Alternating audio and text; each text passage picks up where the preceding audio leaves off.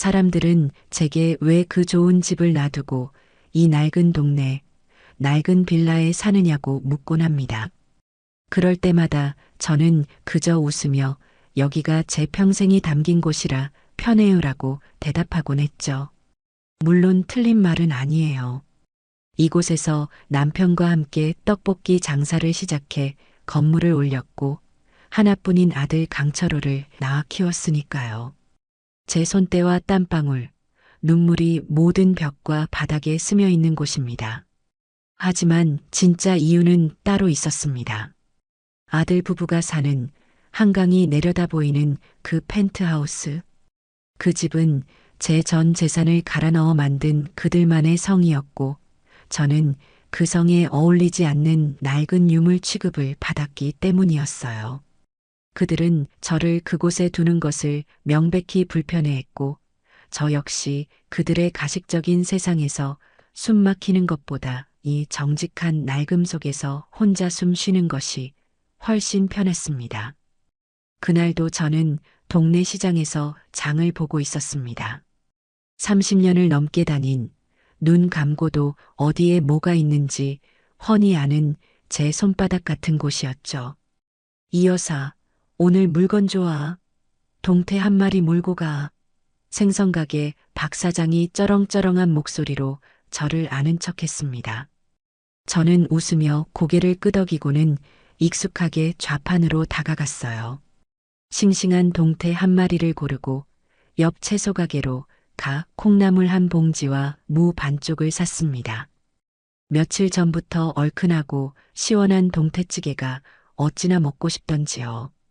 혼자 먹는 밥상이지만 그래도 따뜻한 국물 한 그릇은 끓여 먹어야 하루를 제대로 보낸 것 같은 기분이 들어요. 전부 3,000원이요. 무뚝뚝하지만 늘 덤을 챙겨주는 채소가게 아주머니의 말에 저는 당연하다는 듯이 지갑에서 카드를 꺼내 내밀었습니다. 아들 녀석이 제 명의로 만들어준 생활비와 병원비 등을 쓰라고 준 카드였죠. 매달 알아서 돈을 채워넣고 결제 대금도 빠져나가게 해두었으니 저는 그저 쓰기만 하면 되는 편리한 물건이었습니다. 아주머니는 카드를 받아 단말기에 쓱 긁었어요. 그런데 이게 웬일일까요? 보통은 삑하는 경쾌한 소리가 나야 할 단말기에서 아주 날카롭고 신경질적인 거절음이 울렸습니다. 어라, 한도 초과라고 나오네. 계산을 하던 아주머니가 무심하게 말했어요. 그 순간 제 등 뒤에서 줄을 서 있던 사람들의 시선이 제게로 향하는 것이 느껴졌습니다. 제 얼굴이 순식간에 화끈 달아올랐어요. 시장통의 모든 사람들이 저를 손가락질하는 것만 같았죠. 아니, 그럴 리가 없는데. 다시 한 번만 해보세요. 뭐가 잘못됐나 봐요. 제 목소리가 민망함에 저도 모르게 살짝 떨렸습니다.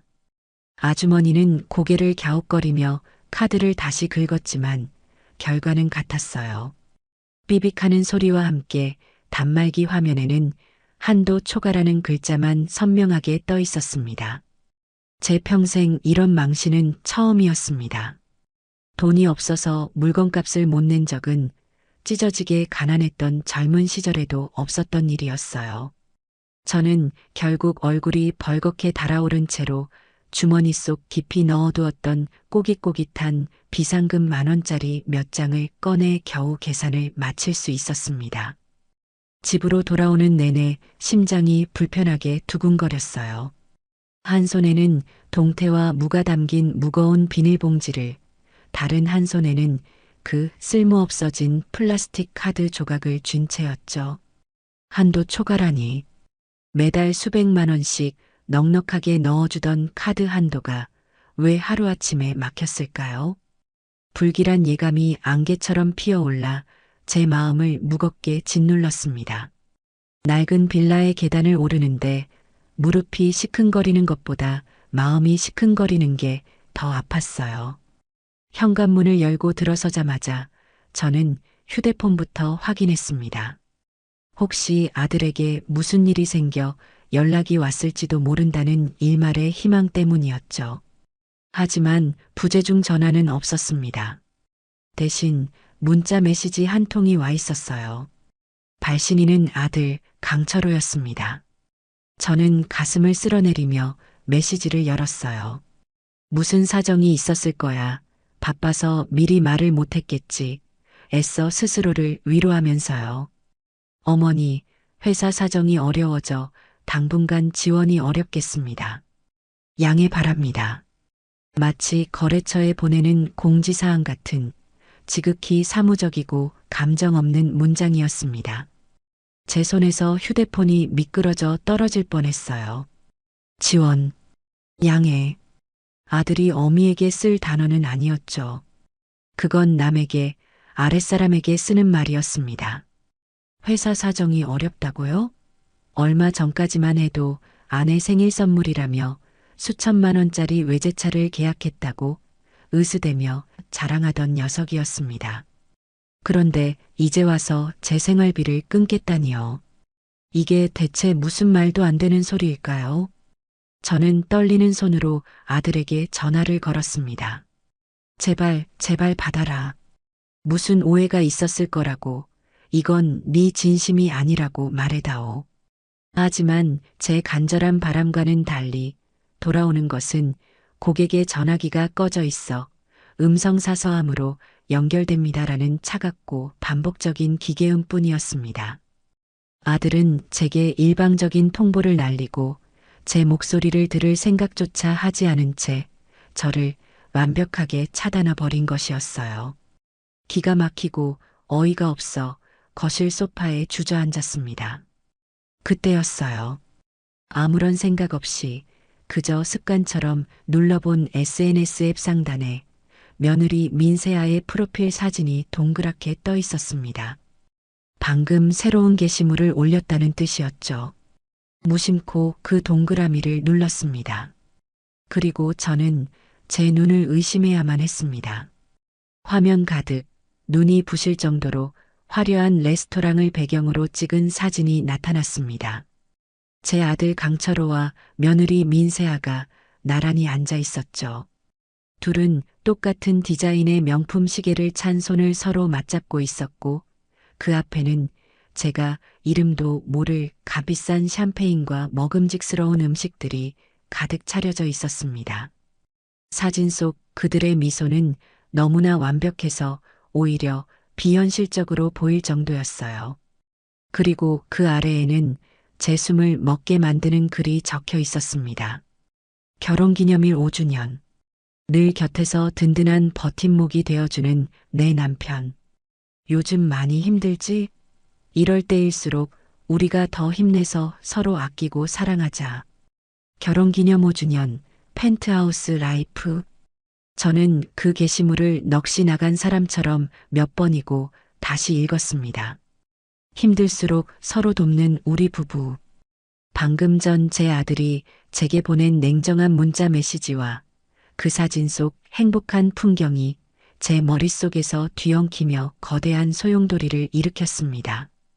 저들에게 서로라는 아름다운 단어 속에 저를 낳아주고 평생을 바친 늙은 어미는 포함되어 있지 않았던 겁니다. 저들의 화려한 결혼기념일 파티를 위해 제 동태찌개값 10,000원은 지원할 수 없는 사치가 되어버린 것이었죠. 분노가 머리끝까지 치밀어 올랐습니다. 하지만 이상하게도 눈물은 나지 않았어요. 대신 심장이 얼음장처럼 차갑게 식어가는 것이 느껴졌습니다. 온몸에 피가 빠져나가고 그 자리를 차가운 얼음물이 채우는 듯한 기분. 저는 조용히 아주 침착하게 휴대폰의 버튼을 눌렀습니다. 화면을 캡처하는 찰칵하는 소리가 텅 빈 거실에 유난히 크게 울려 퍼졌어요. 이것은 단순한 배신이 아니었습니다. 제 존재 자체에 대한 모욕이었고 제 평생을 바친 삶에 대한 완벽한 조롱이었어요.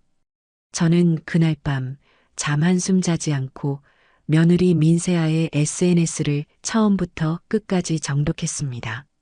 수백, 수천 장의 사진과 글들. 그 속에는 기부천사, 내조이 여왕, 성공한 남편, 효도는 셀프 같은 온갖 위선적인 해시태그들이 넘실거리고 있었죠. 그녀는 자신의 삶을 전시하고 타인의 부러움을 먹고 사는 사람이었습니다. 모든 것이 거짓과 과시욕으로 쌓아 올린 거대한 모래성이었어요. 동이 트기 시작할 무렵 저는 모든 분석을 끝냈습니다. 그녀의 약점은 명확했어요. 바로 그 이미지였습니다. 남들에게 보이는 완벽한 삶, 행복한 가정, 성공한 남편을 둔 현명한 아내라는 그 가짜 가면. 저는 결심했어요. 이 가증스러운 모래성을 법정에서 조용히 허무는 것은 너무나 자비로운 처사라고. 저들이 가장 빛나고 싶어 하는 바로 그 무대, 수많은 사람들이 지켜보는 SNS와 화려한 파티 위에서 그 가면을 조각조각 깨부수고 성 전체를 화려하게 폭파시켜버리기로 말입니다. 그러기 위해선 저 혼자만의 힘으로는 부족했습니다. 어둠 속에서 제 손발이 되어줄 그림자 같은 조력자가 필요했어요. 변호사처럼 법의 테두리 안에서만 움직이는 사람이 아닌, 때로는 그 경계를 넘나들며 원하는 결과를 만들어낼 수 있는 영리한 사람이 필요했죠. 저는 휴대폰 연락처 깊숙한 곳에 저장해 두었던 번호 하나를 찾아냈습니다. 예전에 제 가게에서 꾸준히 일을 도맡아 하던 눈치 빠르고 입 무겁던 젊은 친구. 어려운 가정 형편 때문에 대학을 포기하려던 녀석에게 제가 몰래 학비를 대주었던 인연이 있었죠. 지금은 합법적인 심부름센터, 아니 그들 말로는 문제 해결 전문 업체를 운영하며 꽤 성공했다는 소문만 들었습니다. 저는 망설임 없이 통화 버튼을 눌렀습니다. 신호음이 2번 울리기도 전에 저쪽에서 잠에 잠긴 목소리가 들려왔습니다. 여보세요? 나다. 이경숙. 제 목소리를 들은 녀석은 잠이 확 깬 듯 목소리를 가다듬고 깍듯하게 대답했습니다. 네, 회장님. 이 새벽에 어쩐 일이십니까? 무슨 일 있으십니까? 저는 창밖으로 서서히 밝아오는 하늘을 바라보며 지난밤과는 완전히 달라진 차갑고 단호한 목소리로 말했습니다. 제 목소리에 실린 냉기에 저 스스로도 놀랄 정도였어요. 사람을 찾는 게 아니야. 사람의 가면을 좀 벗겨줘야겠다. 수화기 너머의 젊은 목소리는 제 이름을 듣자마자 순식간에 잠기운이 가시고 팽팽한 긴장감이 실렸습니다. 녀석의 이름은 오도준.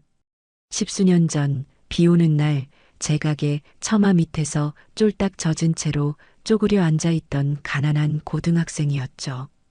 그때 제가 끓여준 뜨거운 어묵 국물 한 그릇과 몰래 쥐어준 학비 봉투가 인연의 시작이었습니다. 녀석은 대학을 졸업하고 번듯한 직장에 들어갔다가 몇 년 전 자신의 길을 가겠다며 문제 해결 전문 업체라는 거창한 이름의 사무실을 차렸다고 했어요. 저는 그저 흥신소 같은 거겠거니 짐작만 할 뿐이었습니다. 그 녀석의 영리함과 배짱이라면 뭘 해도 굶어 죽지는 않을 거라 믿었으니까요.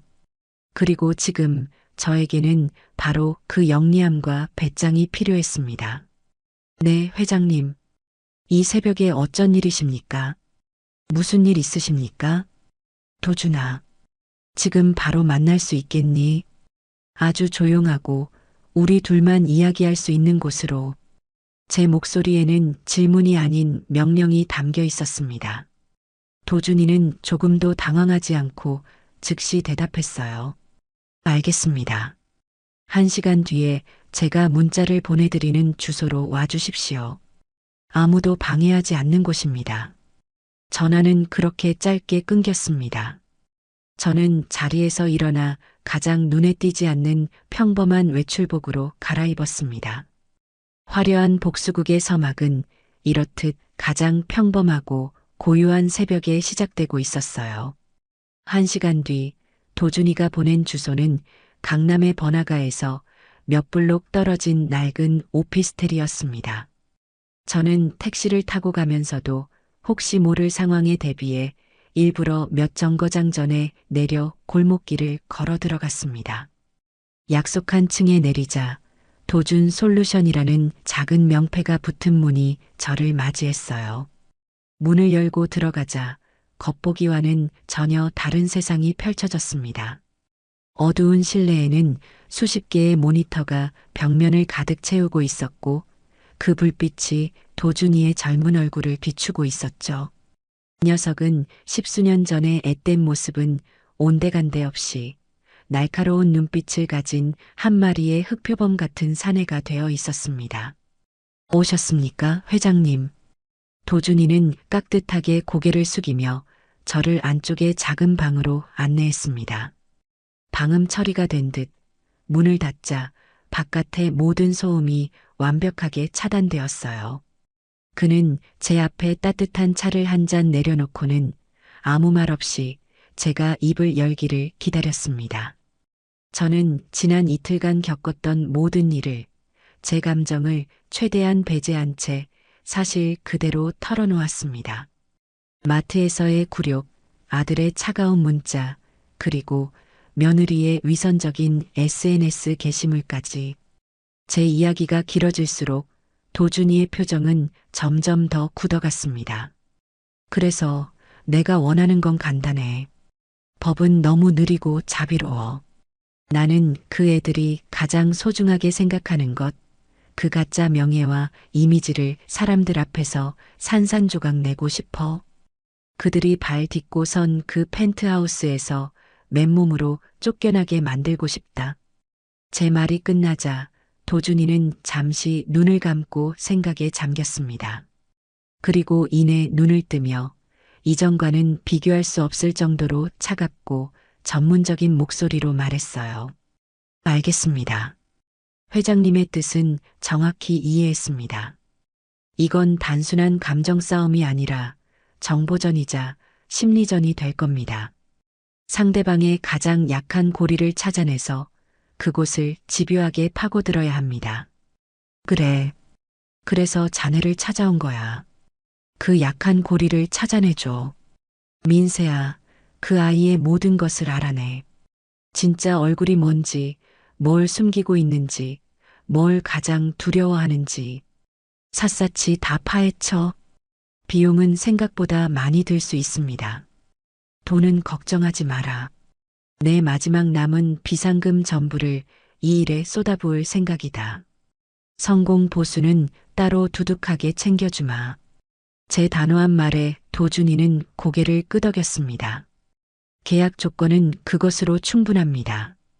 회장님께서 제게 베풀어 주신 은혜를 생각하면 돈을 받지 않고도 해야 할 일입니다.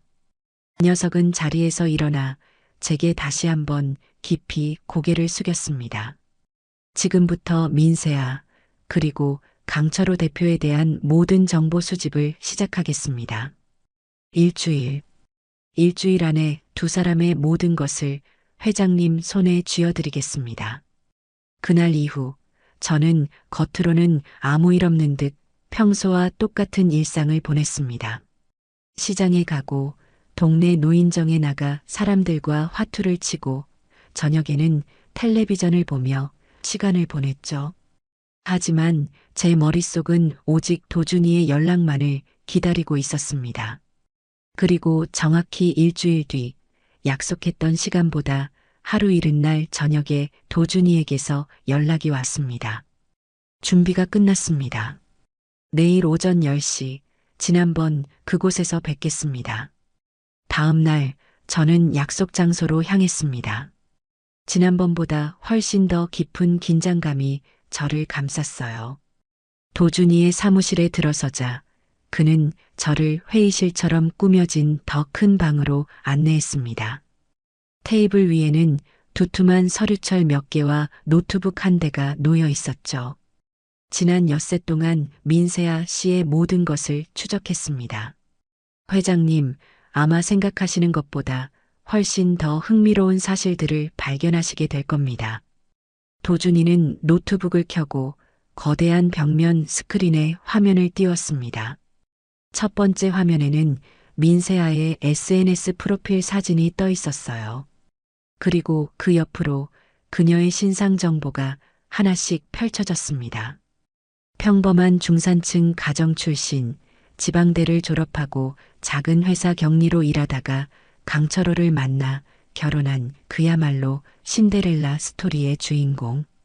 하지만 도준이가 보여주는 다음 자료들은 그 신데렐라 스토리가 얼마나 많은 거짓말로 포장되어 있는지를 적나라하게 보여주었습니다. 우선 회장님께서 가장 분노하셨던 부분부터 확인시켜 드리겠습니다. 민세아 씨가 SNS에 그토록 자랑하던 기부 활동입니다.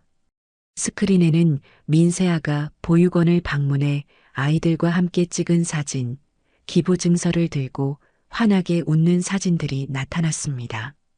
하지만 도준이는 그 옆에 다른 서류들을 띄웠어요. 행복과학재단이라는 이름의 그 단체는 서류상으로만 존재하는 유령단체였습니다. 주소지는 폐업한 사무실이었고 이 사진은 모두 민세아의 지인들로 채워져 있었죠. 자금 흐름을 추적해 봤습니다. 강철호 대표의 회사에서 거액의 돈이 이 재단으로 기부 형식으로 흘러 들어갑니다. 그리고 그 돈은 다시 여러 단계를 거쳐 민세아 씨 개인의 해외 계좌나 명품 구매 대금으로 세탁되고 있었습니다. 완벽한 탈세이자 횡령입니다. 저는 말문이 막혔습니다. 그저 허영심 많은 며느리인 줄로만 알았는데 상상 이상으로 치밀하고 악랄한 범죄를 저지르고 있었던 겁니다. 다음은 강철호 대표의 회사입니다. 회장님께는 사정이 어렵다고 했다지요? 도준이는 회사의 재무제표와 대차대조표를 화면에 띄웠습니다. 온통 붉은색으로 가득한 숫자들. 회사는 몇 년째 적자를 면치 못하고 있었고 부채는 눈덩이처럼 불어나 있었습니다. 사실상 회장님께서 증여하신 돈으로 겨우 연명하고 있는 속 빈 강정이었어요. 그런데 이상한 점이 있습니다. 회사는 이렇게 어려운데 대표이사인 강철호 씨와 그의 아내 민세아 씨의 씀씀이는 전혀 줄지 않았습니다. 법인카드는 개인적인 용도로 무분별하게 사용되었고 증빙이 불가능한 지출 내역도 상당수 발견되었습니다. 마음만 먹으면 언제든 업무상 배임 및 횡령으로 고소할 수 있는 수준입니다. 도준이는 잠시 말을 멈추고 제 표정을 살폈습니다. 저는 아무 말 없이 스크린만 노려보고 있었죠. 제 평생의 피와 땀이 저들의 사치와 범죄의 자금으로 쓰이고 있었다는 사실에 피가 거꾸로 솟는 기분이었습니다. 그리고 마지막입니다. 어쩌면 이게 민세아라는 사람의 가장 본질적인 약점이자 우리가 공격해야 할 아킬레스건이 될 겁니다. 도준이는 마지막 서류철을 열었습니다. 그 안에는 수십 장의 사진들이 들어 있었어요. 민세아가 SNS에 올렸던 화려한 명품 가방, 시계, 보석 사진들이었죠. 그리고 그 옆에는 도준이가 다른 경로로 입수한 사진들이 나란히 놓여 있었습니다. 민세아 씨는 명품 매장에서 고가의 물건을 삽니다. 그리고 사진을 찍어 SNS에 올린 뒤 며칠 안에 곧바로 환불합니다. 일명 인증용 구매죠. 그리고 평소에 들고 다니는 것들의 상당수는 전문가가 아니면 구별하기 힘든 최고 등급의 가품, 즉 짝퉁입니다. 도준이는 사진 한 장을 가리켰습니다. 며칠 전 민세아가 올렸던 수천만 원을 호가하는 희귀한 디자인의 명품백 사진이었어요. 이 가방, 저희 쪽 전문가에게 감정을 의뢰했습니다. 가죽의 질감, 박음질의 간격, 로고의 미세한 형태까지 분석한 결과 가품일 확률이 99.9%라는 결론이 나왔습니다. 그 순간 제 머릿속에서 모든 퍼즐 조각이 맞춰졌습니다. 가짜 기부, 가짜 성공, 그리고 가짜 명품. 민세아의 삶은 온통 가짜로 둘러싸인 허상이었던 겁니다. 그리고 그녀는 그 허상이 깨지는 것을 죽기보다 두려워하겠죠. 저는 자리에서 일어났습니다. 그리고 도준이의 눈을 똑바로 바라보며 말했어요. 좋아. 이제 뭘 해야 할지 알겠다. 그 가짜 가방, 그걸로 시작하자. 제 목소리는 얼음처럼 차가웠고 제 눈빛은 사냥감을 포착한 맹수처럼 번뜩이고 있었습니다. 복수의 서막이 올랐고 이제 첫 번째 칼날을 뽑아들 시간이었습니다. 도준이의 사무실에서 나온 저는 곧장 집으로 돌아오지 않았습니다. 대신 시내에서 가장 큰 서점에 들러 컴퓨터 활용에 관한 책 몇 권을 샀어요. 평생 주판과 계산기만 두드리며 살아온 제게 인터넷이라는 세상은 여전히 낯설고 어려운 곳이었으니까요. 하지만 이제는 달라져야 했습니다. 제 손으로 직접 그 가증스러운 며느리의 성에 첫 번째 균열을 내기 위해서는 저 역시 그들의 무기를 다룰 줄 알아야 했죠. 그날부터 저는 밤낮으로 컴퓨터 앞에 앉아 책과 씨름했습니다. 독수리 탑업으로 한 글자씩 더듬더듬 치던 실력은 며칠 밤을 새우고 나니 제법 그럴듯한 문장을 만들어낼 수 있는 수준까지 발전했어요. 우리의 첫 번째 목표는 명확했습니다. 민세아가 그토록 애지중지하는 완벽한 이미지에 흠집을 내는 것. 그것도 아주 교묘하고 마치 우연인 것처럼 보이게 만들어야 했습니다. 도준이는 국내에서 가장 큰 명품 관련 온라인 커뮤니티 몇 군데를 추려주었습니다. 수십만 명의 회원들이 활동하며 매일 수천 개의 글이 올라오는 곳.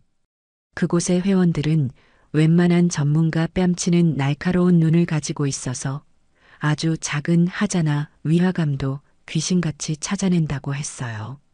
바로 그곳이 우리의 첫 번째 전쟁터였습니다. 저는 도준이가 만들어준 유령 아이디로 그 커뮤니티에 접속했습니다. 프로필은 파리에 거주하는 40대 주부, 닉네임은 마담 클레르. 몇 년 전부터 활동해 온 것처럼 보이도록 도준이가 미리 가짜 활동 기록까지 완벽하게 만들어둔 아이디였죠. 저는 며칠 동안 다른 사람들이 올린 글을 읽으며 그들만의 용어와 분위기를 익혔습니다. 정품 인증, 페이크 포인트, 내공 있는 분들만 봐주세요 같은 그들만의 은어들을 하나씩 메모하며 작전을 준비했어요. 그리고 마침내 결전의 날이 밝았습니다. 저는 도준이가 보내준 민세아의 짝퉁 가방 사진과 전문가의 감정 소견이 담긴 파일을 열었습니다. 그리고 마담 클레르의 아이디로 아주 정중하고 교양 있는 말투로 글을 쓰기 시작했어요. 안녕하세요, 회원님들. 파리에서 눈팅만 하던 마담 클레르입니다. 다름이 아니라 최근 한국의 한 인플루언서 SNS에서 제가 평소 눈여겨보던 가방을 발견해서요. 그런데 아무리 봐도 제가 아는 제품과는 조금 다른 느낌이라 내공 깊은 회원님들의 고견을 여쭙고 싶어 용기 내어 글을 올립니다. 저는 글과 함께 민세아의 SNS 사진을 캡처해서 올렸습니다. 물론 민세아의 얼굴이나 아이디는 교묘하게 가렸죠. 아는 사람만 알아볼 수 있도록. 그리고는 도준이가 지적해준 페이크 포인트들을 아주 조심스럽게 언급했습니다. 가죽의 광택이 제가 매장에서 본 것과는 사뭇 다른 것 같기도 하고 특히 저 박음질 간격이 조금 불규칙해 보이는 건 제 눈이 이상한 걸까요? 글을 올리고 등록 버튼을 누르는 순간 심장이 미친 듯이 뛰었습니다. 마치 거대한 강에 작은 돌멩이 하나를 던진 기분이었죠. 과연 이 작은 돌멩이가 어떤 파문을 일으킬 수 있을까요? 저는 초조하게 화면을 새로 고침하며 사람들의 반응을 기다렸습니다. 반응은 제 생각보다 훨씬 더 빠르고 폭발적이었습니다. 글을 올린 지 10분도 채 되지 않아 수십 개의 댓글이 달리기 시작했어요. 어머, 마담 클레르님, 눈썰미 대단하시네요. 저도 보자마자 뭔가 이상하다고 생각했어요. 딱 봐도 퀄리티 떨어지는 가품인데요. 저런 걸 돈 주고 사는 사람도 있구나. 박음질 간격 보세요. 저건 장인이 한 땀 한 땀 만든 게 아니라 공장에서 기계로 찍어낸 수준이네요. 이거 혹시 그 펜트하우스 사는 인플루언서 아닌가요? 아이디 가렸어도 딱 알겠네. 댓글들은 순식간에 수백 개로 불어났습니다. 회원들은 저마다 전문가를 자처하며 사진 속 가방의 문제점들을 조목조목 지적하기 시작했어요. 그리고 누군가 민세아의 SNS 아이디를 공개하자 커뮤니티는 그야말로 축제 분위기가 되었습니다. 평소 그녀의 과시욕과 위선적인 행동에 안 입고 온 감정을 가지고 있던 사람들이 전부 몰려와 조롱과 비난을 쏟아내기 시작했죠. 어쩐지 졸부가 티내는 것 같더라니. 짝퉁 들고 저렇게 자랑을 한 거야? 기부 천사라더니 자기 몸에 걸치는 건 다 가짜였네. 소름 돋는다. 남편이 벌어다 주는 돈이 얼만데 고작 저런 짝퉁을 들고 다닐까? 혹시 남편 사업도? 화살은 며느리를 넘어 제 아들 강철호에게까지 향하기 시작했습니다. 저는 차가운 미소를 지으며 그 모든 댓글들을 하나하나 읽어내려갔습니다. 제 예상보다 훨씬 더 완벽한 성공이었어요. 도준이는 실시간으로 상황을 모니터링하며 이 글이 다른 커뮤니티와 SNS로 퍼져나가도록 뒤에서 여론을 조작했습니다. 펜트하우스 인플루언서, 짝퉁 논란, 이라는 자극적인 제목의 글들이 인터넷 세상을 뒤덮기 시작했죠. 그 시각 민세아는 어떤 표정을 짓고 있었을까요? 아마 패닉에 빠져 어쩔 줄 몰라 하고 있겠죠. 저는 도준이에게 부탁해 아들 부부의 집 주변을 감시하도록 했습니다. 잠시 후 도준이에게서 짧은 보고가 들어왔어요. 방금 전 집안에서 무언가 깨지는 소리와 함께 격렬하게 다투는 소리가 들렸습니다. 민세아 씨의 비명 소리도 들렸고요. 저는 그 메시지를 보고 만족스럽게 고개를 끄덕였습니다. 이제 시작일 뿐인데 벌써부터 저렇게 흔들리다니. 그들의 견고해 보였던 성은 생각보다 훨씬 더 약하고 허술했던 겁니다. 아니나 다를까 그날 밤 민세아는 문제의 게시물을 삭제하고 자신의 SNS 계정을 비공개로 전환했습니다.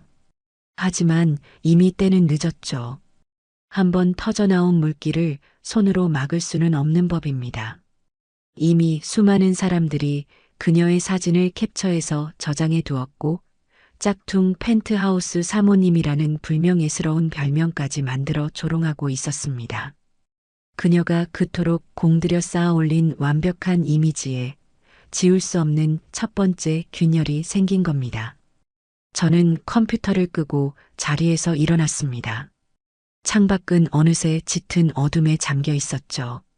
하지만 제 마음은 그 어느 때보다도 맑고 시원했습니다. 이제 첫 번째 돌멩이를 던졌을 뿐이에요. 다음에는 더 크고 더 날카로운 돌멩이를 던져 저들의 성벽을 완전히 무너뜨릴 차례였습니다. 저는 휴대폰을 들어 도준이에게 다음 지시를 내렸습니다. 도준아, 그 가방과 똑같은 최고 등급의 가품을 하나 구해다오. 그리고 아주 예쁜 상자도 하나 준비해. 제 목소리에는 이제 한치의 망설임도 동정심도 남아있지 않았습니다. 오직 차가운 복수심만이 불타오르고 있었어요. 짝퉁 논란이 인터넷을 뜨겁게 달군 며칠 동안 저는 일부러 아무런 움직임도 보이지 않았습니다. 마치 이 모든 소동과 전혀 상관없는 사람처럼 평소와 다름없이 조용한 일상을 보냈죠. 하지만 물밑에서는 도준이와 함께 다음 단계를 착실하게 준비하고 있었습니다. 도준이는 자신의 인맥을 총동원해 하루 만에 민세아가 들고 있던 것과 디자인, 색상, 심지어 미세한 스크래치 위치까지 거의 똑같은 최고 등급의 가품 가방을 구해왔습니다. 진짜와 나란히 놓고 봐도 전문가가 아니면 절대 구별할 수 없을 정도로 정교한 물건이었어요. 이걸로 뭘 하시려는 겁니까, 회장님?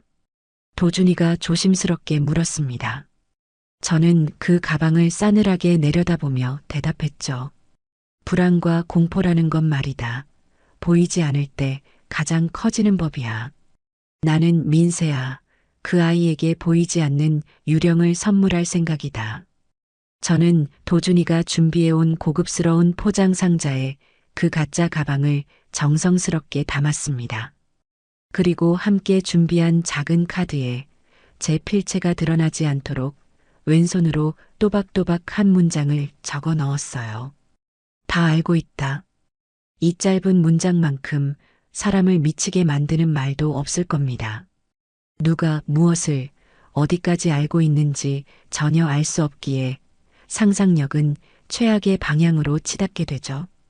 저는 이 카드를 가방 안에 넣고 아무런 표시도 없는 검은색 포장지로 상자를 완벽하게 포장했습니다.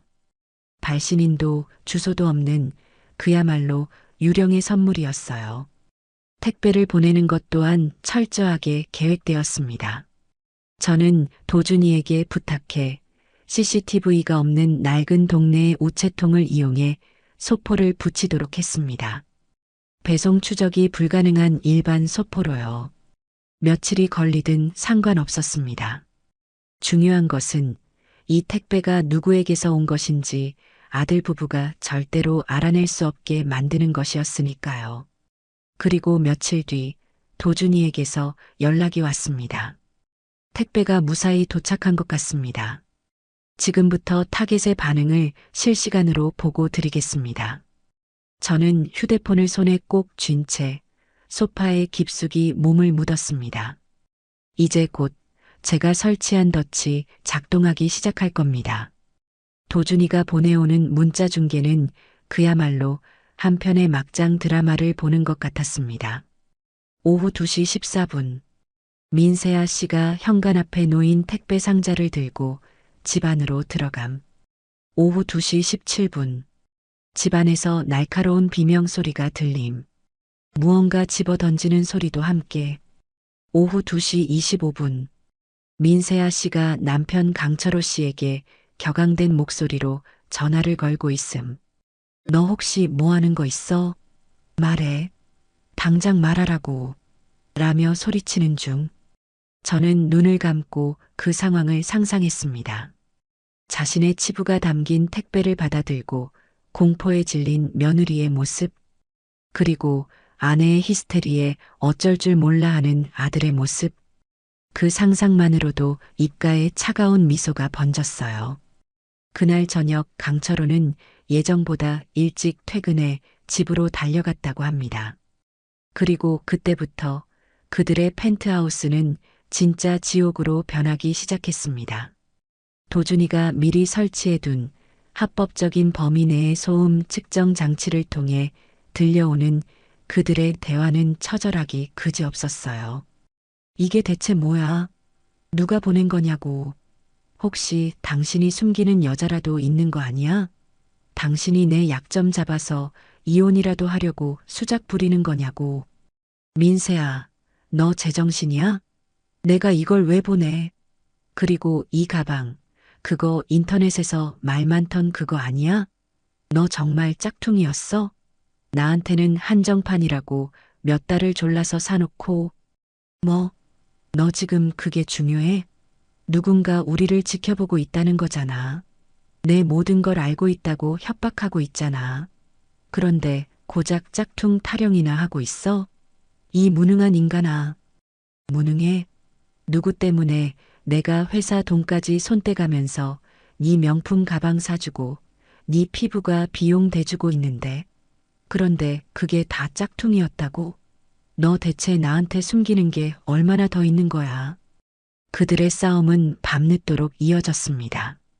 서로를 향한 믿음은 산산조각 났고 그 자리에는 의심과 경멸만이 남았죠. 민세아는 누군가 자신을 감시하고 있다는 공포에 질려 집 밖으로 한 발짝도 나가지 못했고, 강철호는 아내의 거짓말과 사치에 대한 배신감에 치를 떨었습니다.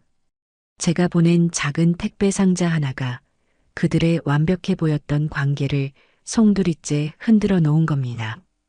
며칠 뒤 민세아는 자신의 모든 SNS 계정을 삭제했습니다. 그녀가 그토록 집착하던 세상과의 유일한 소통 창구를 제 손으로 닫아버린 것이죠. 그녀는 이제 완벽하게 고립되었습니다. 외부에는 짝퉁 논란으로 이미지가 추락했고 내부에서는 남편의 불신과 경멸에 시달리는 신세가 된 겁니다. 저는 도준이에게서 이 모든 보고를 받으며 조용히 다음 계획을 구상했습니다.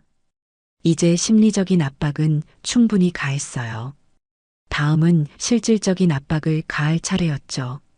그들이 발 딛고 서 있는 그 화려한 펜트하우스, 그들의 마지막 자존심이자 유일한 안식처를 흔들 시간이었습니다. 저는 자리에서 일어나 창밖을 바라보았습니다. 저 멀리 한강 너머로 보이는 펜트하우스의 불빛이 유난히 위태롭게 깜빡이는 것처럼 보였습니다. 도준아, 이제 시작하자. 그 집의 진짜 주인이 누구인지 똑똑히 알려줄 시간이야. 저는 제 소유권을 증명하는 등기부등본과 아들 부부의 계약 위반 사실을 증명하는 자료들을 하나씩 정리하기 시작했습니다. 다음 단계는 그들의 세상을 물리적으로 무너뜨리는 것이었습니다. 공포에 질린 쥐를 구석으로 몰았으니 이제 그 구석마저 없애버릴 차례였죠. 제가 보낸 유령의 선물은 예상보다 훨씬 더 강력한 위력을 발휘했습니다. 도준이가 보고하는 아들 부부의 동태는 그야말로 처절함 그 자체였어요. 며느리 민세아는 누군가 자신을 24시간 감시하고 있다는 극심한 공포와 스트레스에 시달리며 신경쇠약 직전까지 갔다고 합니다. 밤에는 잠을 이루지 못하고 작은 소리에도 경기를 일으켰으며 낮에는 집 밖으로 한 발짝도 나가지 못한 채 배달 음식으로만 끼니를 때웠다고 해요. 그녀가 그토록 집착하던 SNS 세상과의 연결고리를 제 손으로 끊어버렸으니 그녀는 이제 완벽하게 고립된 섬이 되어버린 것이었죠. 아들 강철호의 상황도 별반 다르지 않았습니다. 아내의 끝없는 히스테리와 의심에 지쳐갔고 짝퉁 논란과 회사 경영 위기설이 겹치면서 대외적인 이미지까지 크게 실추되었습니다. 무엇보다 그를 가장 괴롭힌 것은 아내에 대한 배신감과 자신의 처지에 대한 무력감이었을 겁니다. 제 평생의 재산을 기반으로 세워진 그의 왕국이 사실은 아내의 거짓말과 자신의 무능함으로 얼룩진 속 빈 강정이었다는 사실을 마주하는 것은 꽤나 고통스러운 일이었을 테니까요. 그들은 서로를 핥히고 상처내며 스스로 무너져 내리고 있었습니다.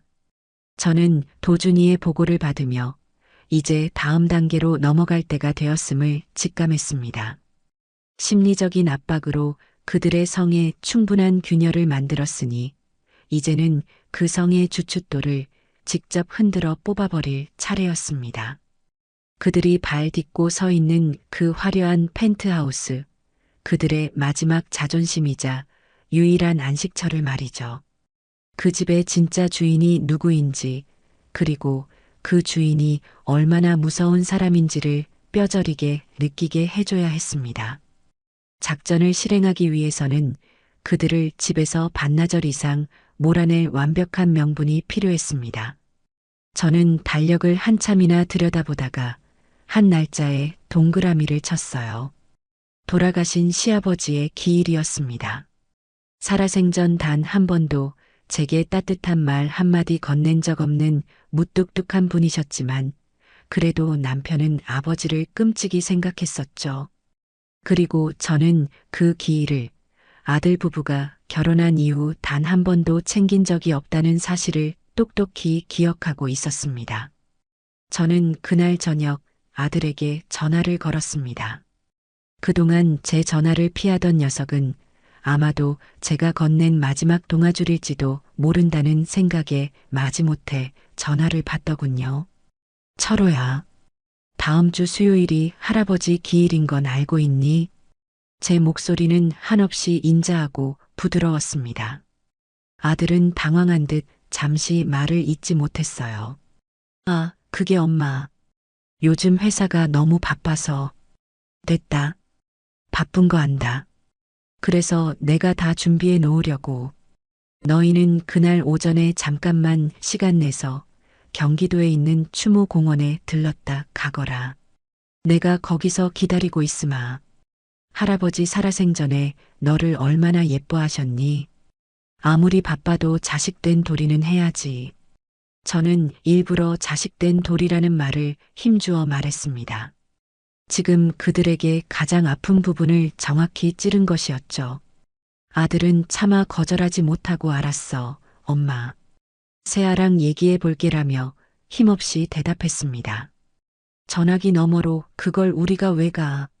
라며 소리치는 며느리의 날카로운 목소리가 희미하게 들려왔지만 저는 모른 척 전화를 끊었습니다. 그들은 올 수밖에 없을 겁니다. 지금 상황에서 제 심기를 조금이라도 더 거슬렀다가는 정말 모든 것을 잃을 수도 있다는 공포가 그들을 짓누르고 있을 테니까요. 그리고 약속한 기일 당일, 저는 추모공원으로 가지 않았습니다. 대신 도준이와 함께 아들 부부의 펜트하우스 주차장 맞은편에 세워둔 차 안에서 그들이 나오기만을 기다렸어요. 오전 10시가 조금 넘자 잔뜩 인상을 쓴 아들과 억지로 끌려 나온 듯 불만 가득한 표정의 며느리가 차를 타고 떠나는 것이 보였습니다.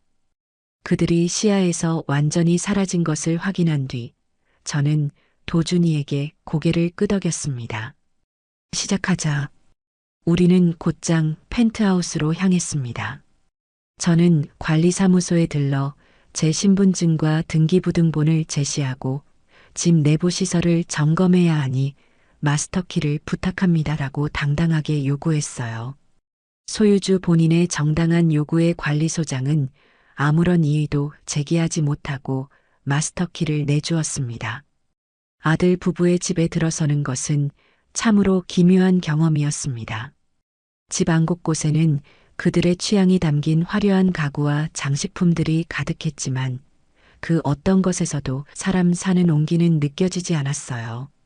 마치 잘 꾸며진 모델하우스 혹은 박물관 같았죠.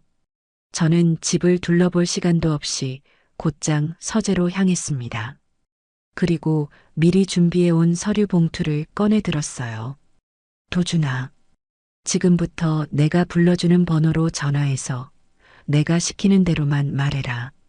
내 목소리가 알려지면 안 되니 자네가 내 대리인인 것처럼 행동해야 해. 첫 번째 전화는 도시가스 고객센터였습니다.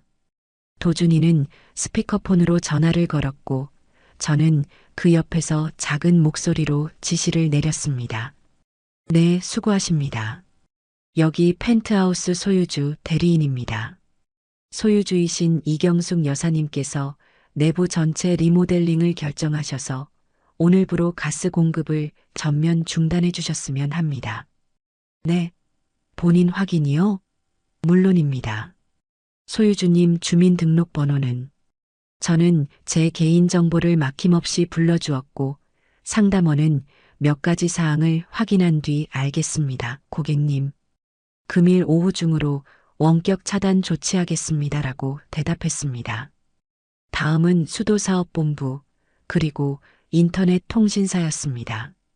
똑같은 방법으로 소유주의 요청에 의한 내부 공사를 명분으로 모든 서비스를 일시 중단시켰습니다. 마지막으로 저는 관리사무소에 다시 연락해 보안 시스템 점검을 이유로 외부에서 세대 현관문을 열 수 있는 모든 원격 제어 기능을 차단해 달라고 요청했습니다. 모든 일을 마치는 데는 채 1시간도 걸리지 않았습니다. 우리는 흔적을 남기지 않기 위해 조심스럽게 집을 빠져나왔어요. 차를 타고 그곳을 떠나며 저는 백미러로 점점 작아지는 펜트하우스를 바라보았습니다. 이제 저곳은 더 이상 최첨단 기술로 무장한 화려한 성이 아니었습니다. 전기만 들어올 뿐 가스도, 물도, 인터넷도 끊긴 거대한 감옥 혹은 원시 시대의 동굴이 되어버린 것이었죠. 그날 오후 저는 도준이의 사무실에서 실시간으로 상황을 보고받았습니다. 추모공원에 도착해서야 제가 나타나지 않았다는 사실을 알게 된 아들 부부는 제게 수십 통의 전화를 걸어왔지만 저는 받지 않았습니다. 잔뜩 약이 오른 채로 펜트하우스에 돌아온 그들을 맞이한 것은 완벽한 침묵과 불편함이었을 겁니다. 오후 5시 32분. 타겟키가 현관문 비밀번호를 눌렀으나 열리지 않음. 관리사무소에 연락해 마스터키로 문을 열고 들어감. 오후 5시 45분. 민세아 씨 샤워를 하려 했으나 물이 나오지 않자 비명을 지름. 강철호 씨 가스레인지가 켜지지 않는 것을 확인하고 당황. 오후 6시 10분. 인터넷과 와이파이가 모두 끊긴 것을 확인. 스마트 TV, AI 스피커 등 모든 스마트홈 기기 작동 불능. 강철호 씨 관리사무소와 각 유틸리티 회사에 격렬하게 항의 중. 저는 눈을 감고 그 혼돈의 풍경을 그렸습니다. 따뜻한 물로 샤워를 하고 우아하게 저녁을 요리하고 편안하게 소파에 누워 영화를 보려던 그들의 완벽한 계획이 산산조각 나는 모습. 그들이 그토록 자랑스러워하던 최첨단 스마트홈이 한순간에 쓸모없는 고철 덩어리가 되어버린 절망감. 그 어떤 물리적인 폭력보다도 현대인에게는 이런 생활의 기반이 무너지는 것이 더 큰 공포일 수 있었습니다. 아니나 다를까 모든 공식 채널로부터 돌아온 대답은 똑같았을 겁니다. 죄송합니다만 고객님, 해당 서비스 중단은 소유주이신 이경숙 여사님께서 직접 요청하신 사항이라 저희가 임의로 복구해 드릴 수 없습니다. 아마 그 순간이었을 겁니다. 아들 부부가 자신들이 이 집의 주인이 아니라 그저 주인의 허락을 받고 사는 세입자에 불과했다는 사실을 처음으로 뼈저리게 깨달은 순간 그들이 누려왔던 모든 것들이 얼마나 허약한 기반 위에 세워져 있었는지를 직면한 순간 말이죠. 1시간쯤 지났을까요? 제 휴대폰이 미친 듯이 울리기 시작했습니다. 아들이었죠. 저는 일부러 전화를 받지 않았습니다. 분노와 당혹감에 이성을 잃은 상대와는 대화할 필요가 없으니까요. 잠시 후 예상했던 대로 도준이에게서 연락이 왔습니다. 타겟, 회장님 댁으로 출발했습니다. 30분 내로 도착할 것 같습니다. 저는 자리에서 일어나 조용히 부엌으로 향했습니다. 그리고 가장 좋은 찻잎을 꺼내 정성스럽게 차를 우리기 시작했어요. 곧 분노에 찬 손님들이 들이닥칠 테니 주인으로서 차 한 잔은 대접해야 하지 않겠어요. 찻잔 2개를 나란히 놓고 기다리는데 현관문이 부서져라 두드리는 소리가 들려왔습니다. 저는 아주 천천히 그리고 우아하게 현관으로 걸어 나갔습니다. 문을 열자 잔뜩 상기된 얼굴의 아들과 금방이라도 울음을 터뜨릴 듯 일그러진 표정의 며느리가 서 있었습니다. 이게 다 어떻게 된 거예요? 어머니가 하신 짓이죠. 며느리가 삿대질을 하며 소리쳤습니다. 저는 아무런 대꾸도 하지 않고 그저 조용히 거실을 향해 손짓했어요. 우선 들어오너라. 차나 한잔하면서 이야기하자꾸나. 제 평온한 태도에 아들 부부는 오히려 더 당황한 듯 보였습니다. 그들은 잠시 머뭇거리다가 마지못해 신발을 벗고 집 안으로 들어섰습니다. 저는 그들을 소파에 앉히고 미리 준비해둔 따뜻한 차를 한 잔씩 따라주었어요. 그리고 그들 맞은편에 조용히 앉아 그들의 분노가 터져나오기를 기다렸습니다. 어머니, 정말 너무하시는 거 아닙니까? 저희더러 어쩌라는 거예요? 이 원시 시대 같은 집에서 어떻게 살라고. 아들이 먼저 포문을 열었습니다. 저는 찻잔을 들어 향을 음미하며 나지막이 대답했어요. 원시 시대라니. 전기가 들어오지 않니? 내가 젊었을 적에는 전기도 없이 호롱불 켜고 살았단다. 그 정도면 황송한 줄 알아야지. 지금 장난하세요? 저희는 어머니랑 달라요. 그리고 남의 집에 함부로 들어와서 이런 짓을 하는 게 말이 된다고 생각하세요? 며느리가 빽소리쳤습니다. 저는 조용히 찻잔을 내려놓고 그녀의 눈을 똑바로 쳐다보았습니다.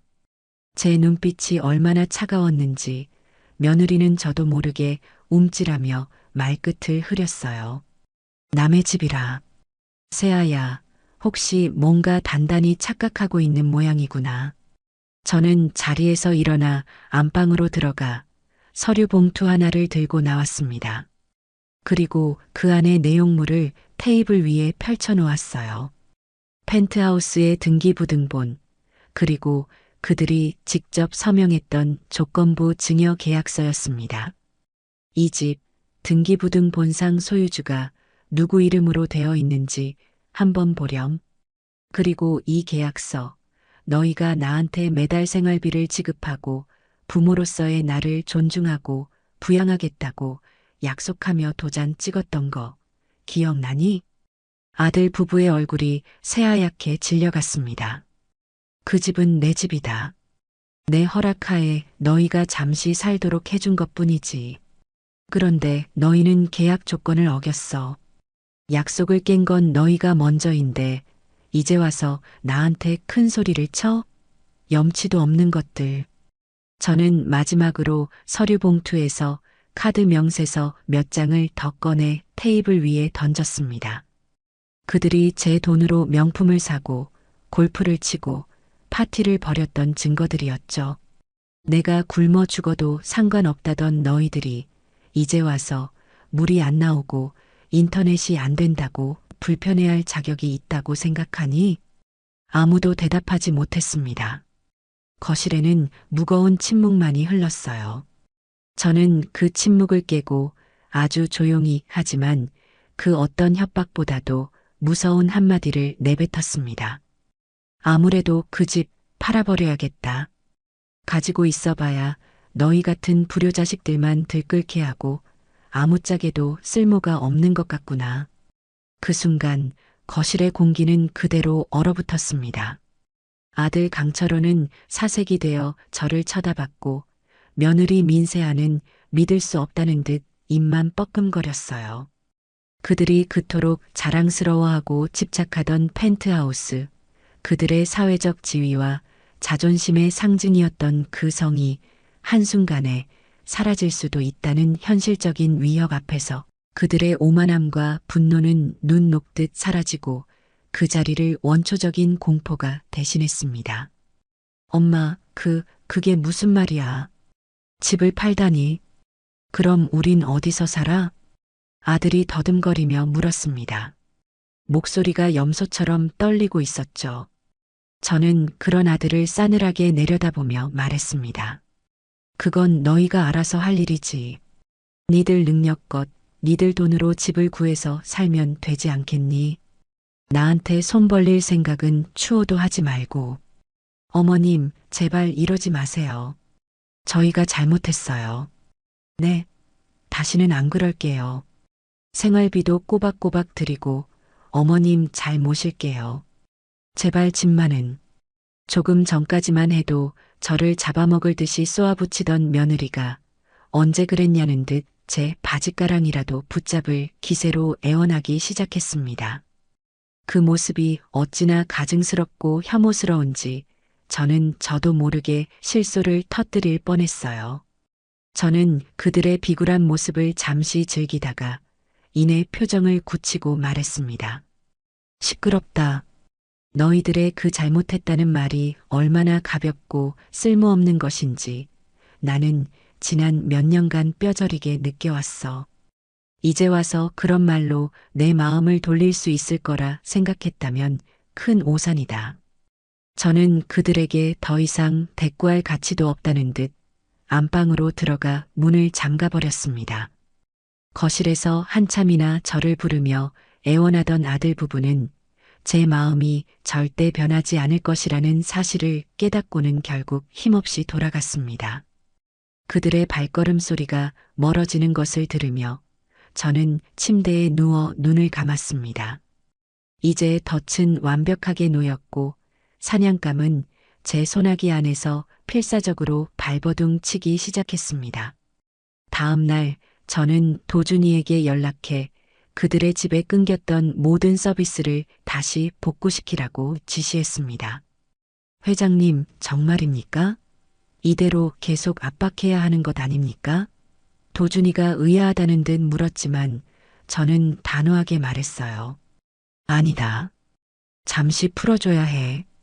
벼랑 끝에 몰린 쥐는 오히려 더 사납게 달려드는 법이거든. 잠시 숨 쉴 틈을 주고 희망을 줘야 해. 그래야 내가 원하는 방향으로 스스로 걸어 들어오게 만들 수 있지. 제 지시대로 그날 오후부터 펜트하우스에는 다시 따뜻한 물이 나오고 인터넷이 연결되었습니다. 잠시나마 원시 시대로 돌아갔던 그들의 첨단 요새가 정상으로 돌아온 것이죠. 이 짧은 평화는 그들에게 안도감과 함께 더 큰 절박함을 안겨주었을 겁니다. 다시는 이 모든 것을 잃고 싶지 않다는, 어떻게든 이 삶을 지켜내야 한다는 필사적인 마음. 그리고 그 절박함은 정확히 제가 예상했던 방향으로 폭발했습니다. 며칠 뒤 민세아는 삭제했던 자신의 SNS 계정을 다시 공개로 전환했습니다. 그리고 그곳에 모든 것을 건 승부수와도 같은 게시물을 올렸죠. 그동안 저를 둘러싼 여러 가지 루머와 억측들로 인해 많이 힘든 시간을 보냈습니다. 하지만 더 이상 숨지 않겠습니다. 저와 제 가족의 결백과 진심을 보여드리기 위해 저희 집에서 작은 파티를 열고자 합니다. 수익금 전액을 불우한 이웃에게 기부하는 자선갈라 형식으로 진행될 예정이니 부디 참석하시어 자리를 빛내주시길 바랍니다. 저는 그 게시물을 보고 만족스러운 미소를 지었습니다. 역시 민세아는 제 손바닥 안에서 놀아나고 있었어요. 짝퉁 논란으로 구겨진 자신의 이미지를 회복하고 집을 팔겠다는 제 협박 앞에서 자신들이 여전히 이 집의 주인이라는 것을 과시하고 싶어 안달이 난 것이었죠. 자선 갈라라는 허울 좋은 명분까지 내세워서 말입니다. 그녀는 이 파티를 통해 자신의 건재함을 세상에 알리고 제 마음까지 돌릴 수 있을 것이라고 착각하고 있었을 겁니다. 하지만 그녀는 몰랐겠죠. 그 파티가 그녀의 인생에서 가장 화려한 마지막 무대이자 모든 것을 잃게 될 공개 처형장이 될 것이라는 사실을. 며느리가 미친 듯이 파티 준비에 몰두하는 동안 저와 도준이는 물밑에서 훨씬 더 중요하고 은밀한 작업을 진행하고 있었습니다. 최적의 매수자를 찾았습니다. 회장님. 도준이가 서류 하나를 제게 내밀었습니다. 매수자의 신상 정보가 담긴 프로필이었죠. 이름은 데이비드 김. 실리콘밸리에서 IT 기업을 창업해 엄청난 부를 축적한 30대 후반의 젊은 재벌이었습니다. 한국에 가족이 있어 가끔 들어오는데 그때마다 호텔에 묵는 것이 불편해 서울에 자신만의 공간을 마련하고 싶어 한다고 했어요. 이 사람의 조건은 단 2가지입니다. 첫째, 자신의 신상이 외부에 절대 노출되지 않을 것. 둘째, 계약 즉시 입주가 가능할 것. 그래서 입주자가 있는 집은 거들떠보지도 않았는데 저희가 기존 입주자와의 모든 문제를 소유주가 책임지고 해결하며 계약 당일 바로 집을 비워준다는 파격적인 조건을 제시하자 즉시 관심을 보였습니다. 시세보다 훨씬 높은 금액을 전액 현금으로 지불하겠다고 합니다. 완벽한 조건이었습니다. 신분 노출을 꺼리는 비밀스러운 부자. 이보다 더 좋은 상대는 없었죠. 저는 도준이에게 당장 계약을 진행시키라고 지시했습니다. 모든 소통은 대리인을 통해 이루어졌고 모든 것이 철저한 비밀 속에서 일사천리로 진행되었습니다. 저는 아들에게 다시 전화를 걸었습니다. 이번에는 한결 부드러운 목소리로 말했죠. 철호야, 세아가 파티를 연다고 하더구나. 하긴 그동안 마음고생이 심했겠지. 사람들한테 억울한 오해도 풀고 싶을 테고 어미로서 그 마음을 헤아려 주지 못한 것 같아 미안하구나. 제 갑작스러운 태도, 변화에 아들은 당황하면서도 한편으로는 안도하는 기색이 역력했습니다. 아, 아니야, 엄마. 우리가 더 죄송하죠. 세아도 요즘 반성 많이 하고 있어요. 됐다. 그러니 그 파티 성대하게 잘 치르거라. 그 얘기 좀 살려줘야지. 나도 그날은 잠시 들러서 사람들한테 인사나 할까 싶다. 집 문제는 그 파티 끝나고 나서 우리 다시 차분하게 이야기해 보자꾸나. 저는 의도적으로 여지를 남겼습니다. 파티만 잘 치르면 집을 팔겠다는 제 마음을 돌릴 수도 있을 것이라는 희망의 미끼를 던진 것이죠. 아들은 제 말에 완전히 넘어왔습니다. 고마워, 엄마. 정말 고마워. 라며 감격에 겨워하는 아들의 목소리를 들으며 저는 차갑게 전화를 끊었습니다. 가여운 것. 그 파티가 끝나고 나면 너희에게는 더 이상 이야기할 집 자체가 존재하지 않을 것이라는 사실을 꿈에도 모르고 있었겠죠. 파티 날짜는 다음 주 토요일 저녁으로 정해졌습니다. 그리고 저와 매수자 측이 최종 매매 계약서에 도장을 찍고 소유권 이전 등기를 마치는 날짜는 바로 그 파티 당일 오전 10시였습니다. 시간은 쏜살같이 흘렀습니다. 며느리는 인생 최고의 파티를 만들기 위해 그야말로 돈을 물쓰듯 했습니다. 최고급 케이터링 업체, 유명 플로리스트, 재즈밴드까지 섭외했고 자신의 SNS에 파티 준비 과정을 실시간으로 중계하며 사람들의 기대감을 한껏 부풀렸죠. 그녀는 자신이 이 비극의 주인공이 아니라 모든 역경을 이겨내고 화려하게 부활하는 신데렐라가 될 것이라고 굳게 믿고 있는 듯 보였습니다. 그리고 마침내 결전의 날이 밝았습니다. 토요일 오전 9시 50분. 저는 강남의 한적한 법무사 사무실에 앉아 있었습니다. 제 앞에는 도준이와 매수자 데이비드 김의 대리인인 중년의 변호사가 앉아 있었죠. 법무사는 마지막 서류들을 꼼꼼히 검토한 뒤 제게 인감도장을 찍을 곳을 가리켰습니다. 그 시각 펜트하우스에서는 파티 준비가 한창일 겁니다.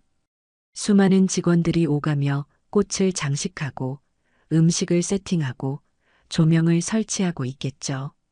며느리는 가장 아름다운 드레스를 입고 거울 앞에서 자신의 완벽한 모습을 보며 만족스러운 미소를 짓고 있을 겁니다.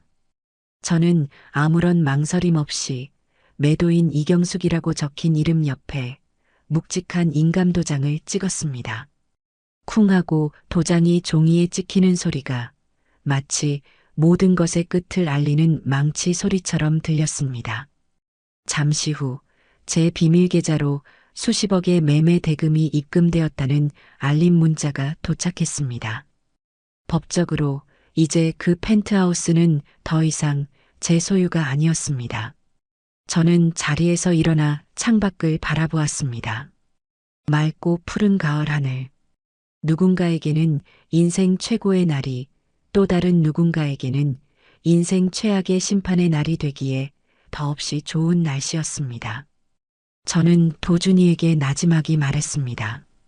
이제 새로운 집주인에게 연락해라. 약속대로 오늘 저녁 파티가 끝날 때쯤이면 그 집은 완벽하게 비워져 있을 거라고. 그리고 저는 도준이가 미리 준비해둔 공항으로 향하는 차에 올라탔습니다. 화려한 파티에 막이 오르고 있었지만 저는 그 결말을 이미 알고 있었기에 더 이상 그곳에 머무를 필요가 없었습니다. 그날 저녁 펜트하우스에서 열린 파티는 그야말로 화려함의 극치였습니다. 도준이가 보낸 정보원이 실시간으로 보내오는 사진과 영상 속에서 며느리 민세아는 마치 세상의 모든 것을 다 가진 여왕처럼 빛나고 있었어요. 최고급 샴페인이 강물처럼 흘렀고 사람들의 웃음소리와 재즈밴드의 감미로운 음악이 밤 공기를 가득 채웠습니다. 민세아는 수많은 손님들 사이를 오가며 우아하게 미소를 지었고 남편 강철호의 팔짱을 낀 채 자신을 둘러쌌던 모든 루머들을 비웃기라도 하듯 당당한 모습을 보였습니다. 그녀는 이 파티의 성공으로 자신의 추락했던 명예를 완벽하게 회복하고 시어머니인 제 마음까지 돌려놓았다고 확신하고 있었을 겁니다. 파티가 절정으로 치닫던 밤 9시, 민세아는 높은 샴페인 잔을 들고 단상 위로 올라섰습니다. 모든 조명이 그녀를 비추었고 소란스럽던 파티장은 순간 조용해졌어요. 그녀는 감격에 젖은 목소리로 준비한 연설을 시작했습니다. 귀한 시간을 내어 이 자리에 함께해 주신 모든 분들께 진심으로 감사드립니다. 최근 저와 제 가족을 둘러싼 좋지 않은 소문들 때문에 많은 분들께서 걱정하셨으리라 생각합니다. 하지만 보시다시피 저희는 이렇게 굳건히 이 자리를 지키고 있습니다. 진실은 언제나 승리하는 법이니까요. 이 모든 역경을 이겨낼 수 있도록 곁을 지켜준 사랑하는 남편, 그리고 저희를 믿고 지지해 주신 어머님께 이 영광을 돌립니다. 자, 모두 잔을 들어주시겠습니까? 우리의 빛나는 미래를 위하여. 손님들이 환호하며 잔을 부딪히려는 바로 그 순간이었습니다. 쾅! 육중한 펜트하우스의 현관문이 거칠게 열리는 소리가 파티장에 울려 퍼졌습니다. 음악이 멎고 모든 사람들의 시선이 현관으로 향했어요.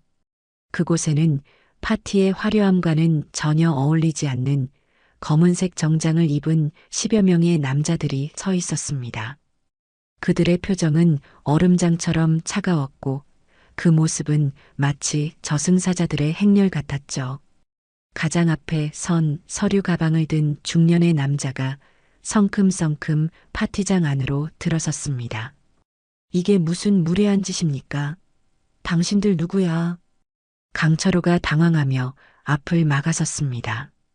하지만 중년의 남자는 아들을 거들떠보지도 않고 단상 위에 굳어있는 민세아를 향해 정확하게 말했습니다.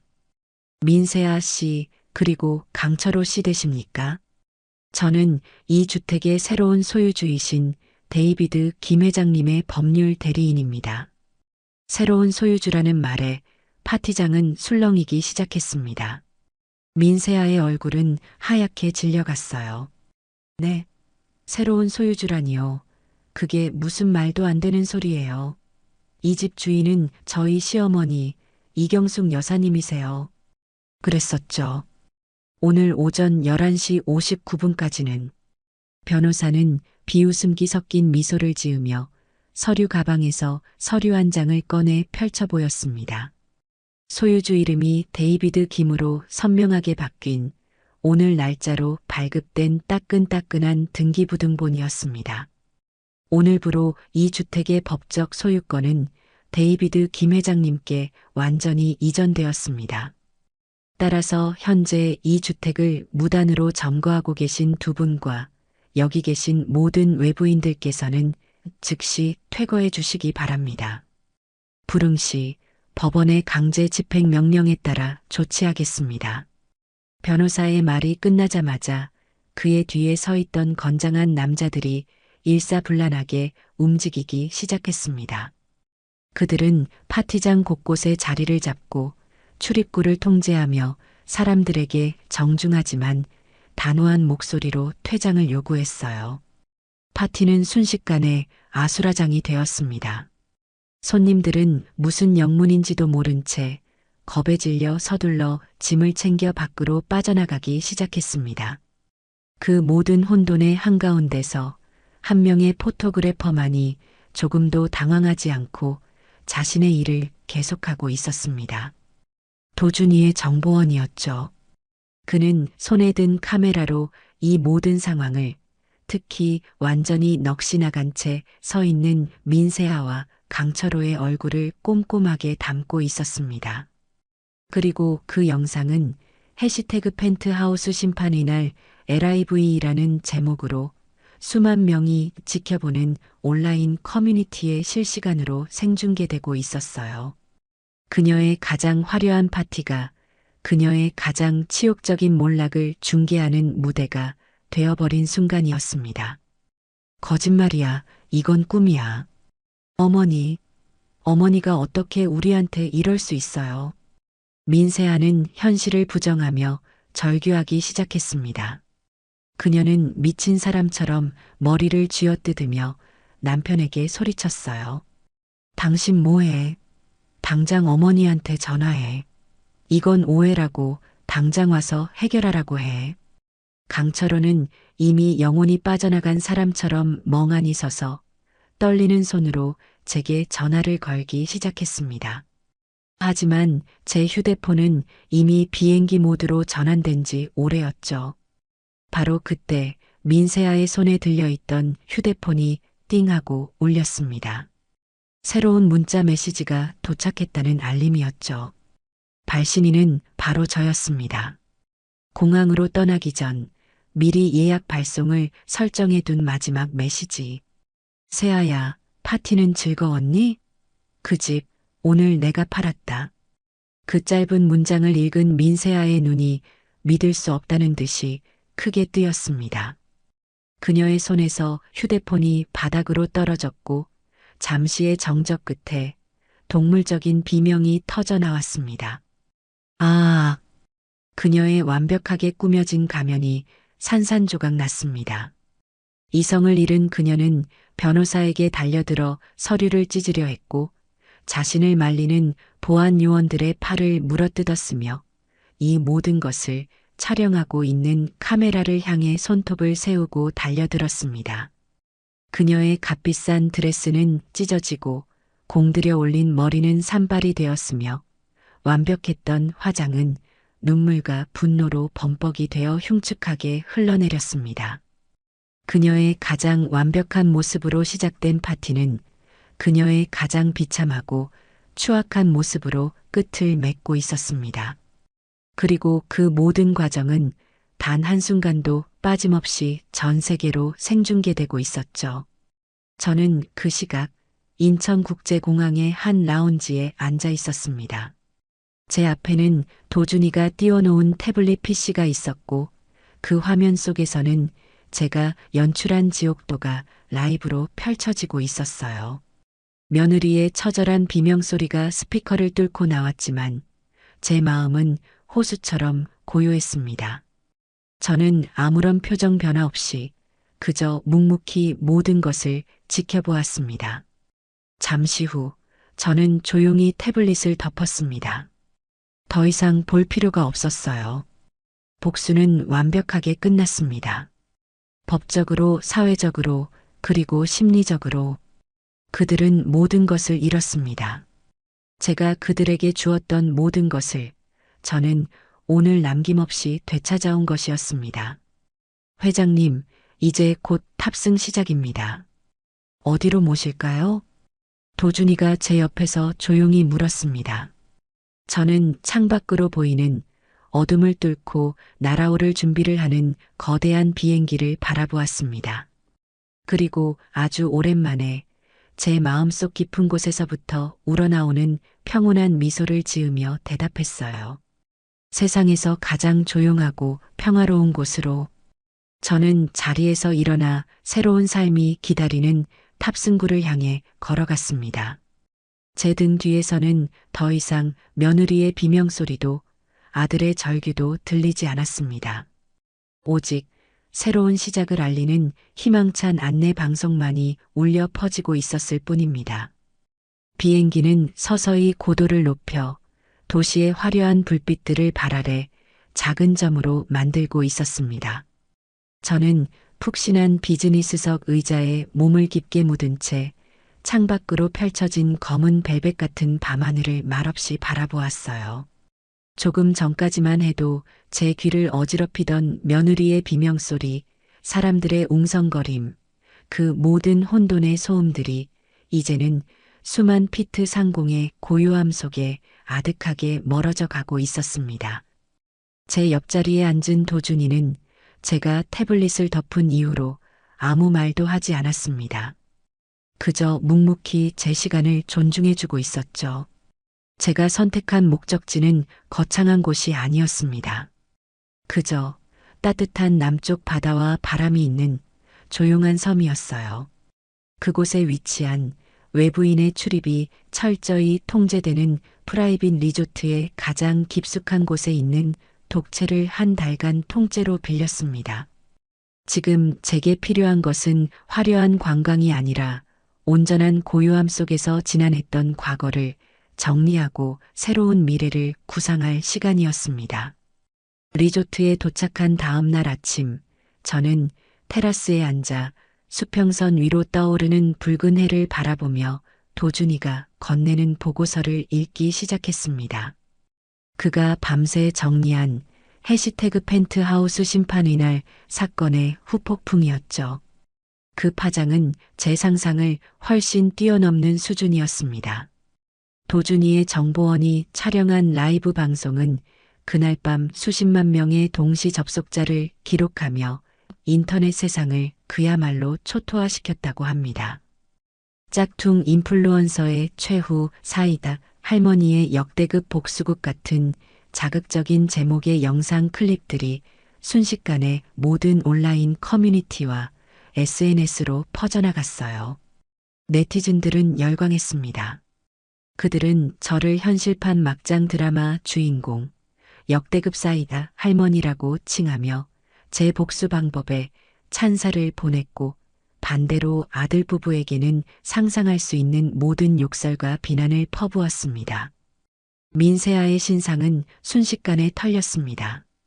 그녀의 출신 학교, 과거 행적, 심지어 유령 재단을 만드는데 동원했던 지인들의 신상까지 공개되었어요. 그녀의 SNS는 폐쇄되었지만 이미 사람들은 그녀의 과거 게시물들을 모두 캡처해 민세아 위선 박물관이라는 이름의 사이트까지 만들어 조롱하고 있었습니다.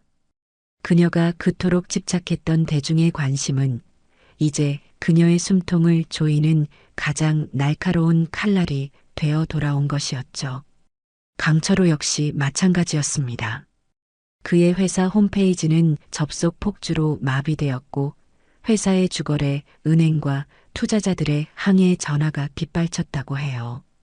최대 주주인 제가 부재 중인 상황에서 다른 이사들은 걷잡을 수 없이 터져나온 대표이사 리스크에 회사가 침몰할 것을 우려해 긴급 이사회를 소집했습니다.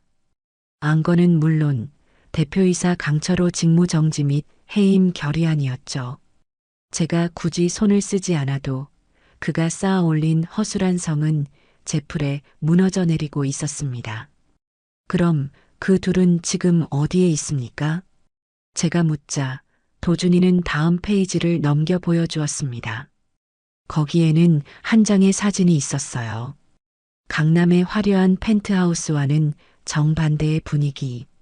금방이라도 무너질 듯 낡고 허름한 변두리의 한 모텔 앞에서 찍힌 사진이었습니다. 잔뜩 겁에 질린 표정으로 주변을 두리번거리는 아들과 모자와 마스크로 얼굴을 꽁꽁 가린 며느리의 모습이 그 안에 담겨 있었죠. 파티가 끝나고 강제 퇴거 조치된 직후 갈 곳이 없어 찜질방을 전전하다가 어제 이 모텔로 옮긴 것 같습니다. 모든 신용카드가 정지되었고 통장도 전부 압류 직전이라 현금이 거의 바닥난 상태입니다. 민세아 씨의 친정에서는 그런 딸 둔 적 없다며 연락을 모두 끊었고 강철호 씨의 지인들 역시 아무도 그들을 받아주지 않았다고 합니다. 저는 사진 속 아들의 텅 빈 눈을 한참이나 들여다보았습니다. 제가 알던 한때는 제 전부였던 아들의 모습은 그 어디에도 없었어요. 그저 탐욕과 나태함에 절어버린 낯선 중년 남자의 비참한 잔해만이 남아있을 뿐이었습니다.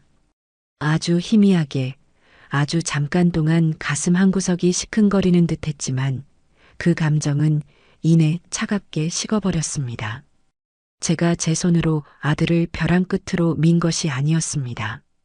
그는 스스로 그 벼랑을 향해 전력 질주했고 저는 그저 그의 발밑에 놓여있던 썩은 동아줄을 끊어버렸을 뿐이었어요. 저는 보고서를 덮고 도준이에게 말했습니다. 됐다.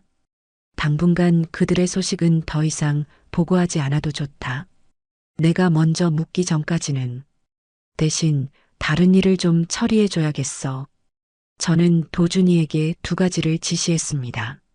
하나는 펜트하우스를 팔아받은 돈의 일부를 이용해 그동안 저를 물심양면으로 도와준 도준이의 도준솔루션 지분을 인수하여 정식으로 투자하는 것. 다른 하나는 민세아가 돈 세탁 창구로 이용했던 그 행복과학재단이라는 유령단체를 제가 합법적으로 인수할 수 있는 방법을 알아보는 것이었습니다. 회장님, 그 쓰레기 같은 재단은 왜? 도준이가 의아하다는 듯 물었습니다. 저는 바다 위로 부서지는 아침 햇살을 바라보며 나지막이 대답했어요. 쓰레기는 치우고 더러워진 곳은 깨끗하게 닦아야지. 그리고 이왕이면 그 쓰레기가 가장 아파할 만한 방식으로. 그날 이후 저는 완벽한 휴식을 즐겼습니다. 세상의 모든 소음과 단절된 채 오직 파도 소리와 새소리만을 들으며 시간을 보냈어요. 아침에는 해변을 산책하고, 낮에는 책을 읽거나 수영을 하고, 저녁에는 신선한 해산물과 함께 와인을 마셨습니다. 제 평생 단 한 번도 누려보지 못했던 오롯이 저 자신만을 위한 시간이었습니다. 처음 며칠은 어색했지만 시간이 지날수록 제 몸과 마음은 깃털처럼 가벼워졌어요. 수십 년간 저를 짓누르던 어머니라는 책임감과 아내라는 의무감의 무게에서 벗어나 비로소 이경숙이라는 한 인간으로 바로 서는 기분이었습니다. 복수가 끝난 제 마음속에 남은 것은 후련함이나 통쾌함보다는 오히려 깊고 잔잔한 평온함이었습니다. 그것은 마치 오랫동안 앓던 지독한 종양을 마침내 도려낸 환자가 느끼는 안도감과 비슷했어요. 아들과 며느리는 제 인생의 악성 종양이었습니다. 더 일찍 도려내지 못하고 온몸에 암세포가 퍼지도록 방치했던 것은 제 잘못이었죠. 하지만 이제라도 더 늦기 전에 제 손으로 직접 그 종양을 제거했으니 그걸로 된 것이었습니다. 한 달이라는 시간이 꿈처럼 흘러갔습니다. 서울로 돌아가기 전날 밤, 저는 테라스에 앉아 밤하늘의 별을 보고 있었어요. 그때 도준이가 조심스럽게 다가와 작은 태블릿 PC 하나를 내밀었습니다. 회장님, 이것만은 보셔야 할 것 같습니다. 화면 속에는 한 인터넷 방송의 인터뷰 영상이 재생되고 있었습니다. 모자와 마스크로 얼굴을 가린 한 여자가 음성 변조된 목소리로 울며 이야기하고 있었죠. 민세아였습니다. 저는 모든 것을 잃었습니다. 한순간의 실수로 오직 저만 믿고 따르던 저희 어머니께 용서받을 수 없는 죄를 지었습니다. 하지만 저희 어머니는 사실 아주 무서운 분이십니다. 모든 것을 처음부터 계획하셨고 저희를 파멸시키기 위해 덫을 놓으셨습니다. 저는 지금 그분의 복수가 두려워 숨어 지내고 있습니다. 여러분, 제발 저 좀 도와주세요. 저는 기가 막혀서 헛웃음을 터뜨렸습니다. 마지막 순간까지 그녀는 자신을 비련의 주인공으로 포장하며 대중의 동정심에 호소하고 있었던 겁니다. 하지만 그녀의 의도와는 달리 사람들의 반응은 싸늘하기 그지없었어요. 영상 아래에는 수천 개의 댓글이 달려 있었지만 그중 그녀를 동정하는 글은 단 하나도 없었습니다. 마지막까지 피해자 코스프레, 역겹다. 자기가 저지른 죄는 실수고 어머니의 정당한 권리 행사는 복수냐? 사이다 할머니, 저것들 평생 용서해주지 마세요. 민세아는 자신이 가장 잘 안다고 생각했던 대중에게 처절하게 버림받고 있었습니다. 저는 영상을 끄고 도준이에게 태블릿을 돌려주었습니다. 이제 정말로 다 끝났구나. 그 말 한마디를 끝으로 저는 자리에서 일어났습니다. 길고 길었던 휴식은 끝났어요. 이제 서울로 돌아가 제가 버려놓은 일들을 마무리하고 제2의 인생을 시작할 시간이었습니다. 새로운 여왕의 대관식은 아직 끝나지 않았으니까요. 한 달 만에 돌아온 서울의 공기는 여전히 탁하고 분주했지만 더 이상 저를 억누르거나 외롭게 만들지는 못했습니다. 저는 더 이상 과거의 흔적이 가득한 낡은 빌라로 돌아가지 않았어요. 공항에서 저를 기다리고 있던 것은 도준이가 제 이름으로 계약해둔 도심의 한적한 고급 레지던스의 열쇠였습니다. 철저한 보안과 호텔급 서비스가 제공되는 오직 저 혼자만을 위한 새로운 성이었죠. 서울에서의 제 첫 번째 일정은 도준이의 사무실을 방문하는 것이었습니다. 제가 없는 동안 그는 제 지시를 완벽하게 처리해 놓았어요. 제 투자를 받아 도준 솔루션은 규모를 몇 배나 키웠고 더 넓고 번듯한 사무실로 이전했습니다. 그리고 민세아가 서류상으로만 만들어 놓았던 행복과학재단의 인수 절차도 거의 마무리 단계에 있었습니다. 강철호 대표의 회사는 현재 기업회생 절차를 밟고 있습니다. 하지만 사실상 파산 선고만 남은 상태입니다. 강철호 씨는 대표이사직에서 해임되었고 다른 이사들이 제출한 업무상 횡령 및 배임 혐의 고소장 때문에 현재 출국 금지 상태입니다. 도준이는 담담하게 보고를 이어갔습니다. 저는 아무 말 없이 고개만 끄덕였어요. 그 모든 것이 이제는 저와 상관없는 다른 세상의 이야기처럼 아득하게만 들렸습니다. 보고를 마친 도준이가 조심스럽게 물었습니다. 회장님, 한 가지 드릴 말씀이 있습니다. 강철호 씨와 민세아 씨가 지난 일주일 동안 매일같이 회장님의 옛날 댁 앞에서 진을 치고 있다고 합니다. 아마 회장님께서 돌아오시기만을 기다리는 것 같습니다. 어떻게 할까요? 저는 잠시 생각에 잠겼습니다. 굳이 그들을 다시 만나고 싶지는 않았어요. 하지만 이 지독한 악연을 완전히 끊어내기 위해서는 마지막으로 얼굴을 마주하고 직접 끝을 맺어야 할 필요가 있었습니다. 그들에게 아주 작은 희망의 불씨라도 남겨준다면 그들은 분명 평생을 저주하며 제 주변을 맴돌 테니까요. 내버려둬라. 내가 직접 연락할 테니. 그날 저녁 저는 새로 받은 휴대폰으로 아들에게 짧은 문자를 보냈습니다. 내일 오후 2시 남산 아래 있는 호텔 커피숍에서 보자. 마지막으로 할 말이 있다. 답장은 1초도 걸리지 않아 도착했습니다. 알았어, 엄마.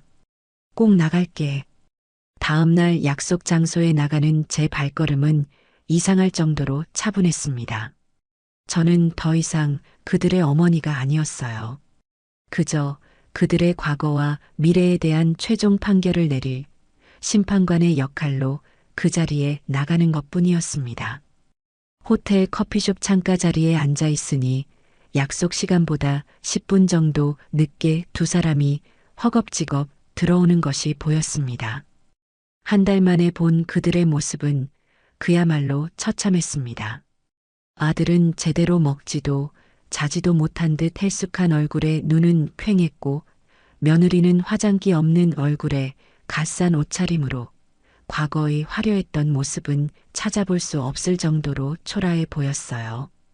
그들은 제 앞에 서서 어쩔 줄 몰라 하며 고개만 숙이고 있었습니다. 앉아라. 제 나지막한 말에 두 사람은 마지못해 맞은편 의자에 쭈뼛거리며 앉았습니다. 저는 그들의 비참한 행색을 천천히 훑어보았어요. 동정심은 들지 않았습니다. 그저 인간의 탐욕이 스스로를 어디까지 파괴할 수 있는지를 확인하는 기분이 들었을 뿐입니다. 할 말이 있어서 보자고 했다. 길게 끌고 싶지는 않구나. 제가 먼저 입을 열자 아들이 울음 섞인 목소리로 애원하기 시작했습니다. 엄마, 잘못했어. 내가 정말 죽을 죄를 지었어. 제발 한 번만 용서해줘. 엄마 없으면 우리 정말 길바닥에 나앉게 생겼어. 응? 엄마, 제발. 며느리 역시 옆에서 고개를 숙인 채 어깨를 들썩이며 우는 신용을 하기 시작했어요. 저는 그들의 심파극을 차갑게 지켜보다가 가방에서 서류 봉투 하나를 꺼내 테이블 위에 올려놓았습니다. 용서라. 철호야, 네가 정말 용서를 빌어야 할 상대는 내가 아니다. 아들이 의아한 표정으로 저를 쳐다보았습니다. 저는 봉투 안의 내용물을 꺼내 그의 앞에 펼쳐놓았어요. 그것은 도준이가 조사한 아들 회사의 분식회계와 횡령 내역이 담긴 회계자료 사본이었습니다. 너는 나뿐만 아니라 네가 고용한 직원들, 너를 믿고 투자한 투자자들, 그리고 네 아버지가 평생을 바쳐 지켜온 정직이라는 가치를 모두 배신했다. 내게 용서를 빌 시간에 차라리 검찰에 가서 네 죄를 자백하고 죗값을 치를 준비나 해라. 엄마, 그게 무슨 말이야? 무슨 말이긴. 너 곧 구속될 거다. 내가 네 회사 지분을 모두 새로운 투자자에게 넘기면서 네 횡령 증거 자료도 함께 넘겼거든. 아마 지금쯤 검찰에서 출두 통보를 준비하고 있을 게다. 제 말에 아들의 얼굴에서 핏기가 완전히 가셨습니다. 그는 더 이상 용서를 비는 것조차 잊은 채 망연자실한 표정으로 서류만 내려다보았어요. 이제 아들에게는 모든 희망이 사라졌다는 것을 확인한 저는 시선을 며느리에게로 돌렸습니다. 그녀는 여전히 고개를 숙인 채 연극을 계속하고 있었죠. 민세야, 이제 그만 울어라. 네 눈물 역겨워서 더는 못 봐주겠다. 제 차가운 말에 며느리가 움찔하며 고개를 들었습니다. 그녀의 눈은 붉게 충혈되어 있었지만 눈물은 한 방울도 흐르지 않고 있었어요. 저는 또 다른 서류를 그녀 앞에 던졌습니다. 그것은 행복과학재단의 법인 등기부등본이었습니다. 대표이사 이름이 민세아에서 이경숙으로 바뀐. 네가 만든 그 유령재단 내가 인수했다. 그리고 네가 그동안 기부라는 명목으로 빼돌린 모든 돈에 대해 내가 재단의 새로운 대표로서 너를 사기 및 횡령 혐의로 고소할 생각이야. 어머님, 그건 안 돼요. 제발. 안 될 게 뭐 있니? 더러운 돈은 깨끗하게 회수해서 정말 도움이 필요한 곳에 쓰는 게 맞지. 아, 그리고 네가 그토록 걱정하던 보육원 아이들은 걱정하지 마라. 내가 그 재단 돈으로 진짜 보육원을 지어줄 생각이니. 이제 며느리에게서도 모든 희망이 사라졌습니다. 그녀는 파르르 떨리는 입술로 저를 저주하듯 노려보았어요. 저는 그 눈빛을 피하지 않고 마지막 확인 사살을 날렸습니다. 아, 그리고 철호야. 내가 너한테 주는 마지막 선물이다. 저는 가방에서 마지막 서류를 꺼냈습니다. 그것은 이혼 서류였어요. 남편 강철호의 란에는 이미 도장이 찍혀 있었습니다. 아마 도준이가 구속될 거라는 협박과 함께 받아냈겠죠. 너희 둘 서로를 얼마나 지긋지긋하게 생각하는지 잘 안다. 내가 그 고통을 덜어주마. 민세야, 네가 가진 모든 빚과 법적인 책임은 네가 알아서 지고 이 시간부로 내 아들 인생에서 깨끗하게 사라져라. 강철호, 너도 이 아이를 원망할 자격 없어. 모든 것은 네가 자초한 일이니까. 감옥에 가서 죗값 치르면서 평생 반성하며 살아. 저는 이혼 서류를 테이블 위에 놓은 채 자리에서 일어났습니다. 이제 정말로 모든 것이 끝났어요. 두 사람은 넋이 나간 채 테이블 위에 놓인 자신들의 처참한 미래를 그저 내려다볼 뿐이었습니다. 마지막으로 한마디만 하지. 너희는 내게서 돈을 빼앗아간 게 아니야. 너희 스스로 부모를 가질 자격을 내다버린 거다. 그 말을 끝으로 저는 뒤도 돌아보지 않고 커피숍을 빠져나왔습니다. 유리창 너머로 서로의 탓을 하며 삿대질을 시작하는 두 사람의 모습이 희미하게 보였어요. 저는 그들을 향해 어떤 감정도 느끼지 않았습니다. 그저 내 인생에서 가장 크고 더러웠던 쓰레기들을 마침내 오늘 모두 치워버렸다는 생각뿐이었습니다. 밖으로 나오자 시원한 가을바람이 제 뺨을 스치고 지나갔습니다. 아주 오랫동안 제 인생에서 잊고 살았던 자유의 감각이었습니다. 아들 부부와의 마지막 대면을 끝으로 제 인생에서 과거라는 무거운 챕터는 완벽하게 막을 내렸습니다. 그들이 그 후 어떻게 되었는지 저는 굳이 애써 찾아보거나 궁금해하지 않았어요. 도준이가 가끔 보고하려 할 때마다 저는 그저 손을 들어 막을 뿐이었습니다. 이제 그들은 제 인생의 등장인물이 아니었으니까요. 중요한 것은 저의 오늘과 내일이었습니다. 제가 새로 자리 잡은 레지던스는 제 삶의 방식을 완전히 바꾸어 놓았습니다. 아침에 눈을 뜨면 더 이상 끼니 걱정이나 청소 걱정을 할 필요가 없었어요. 간단한 룸서비스로 식사를 해결하고 외출하고 돌아오면 언제나 호텔처럼 깨끗하게 정돈된 방이 저를 맞이했습니다.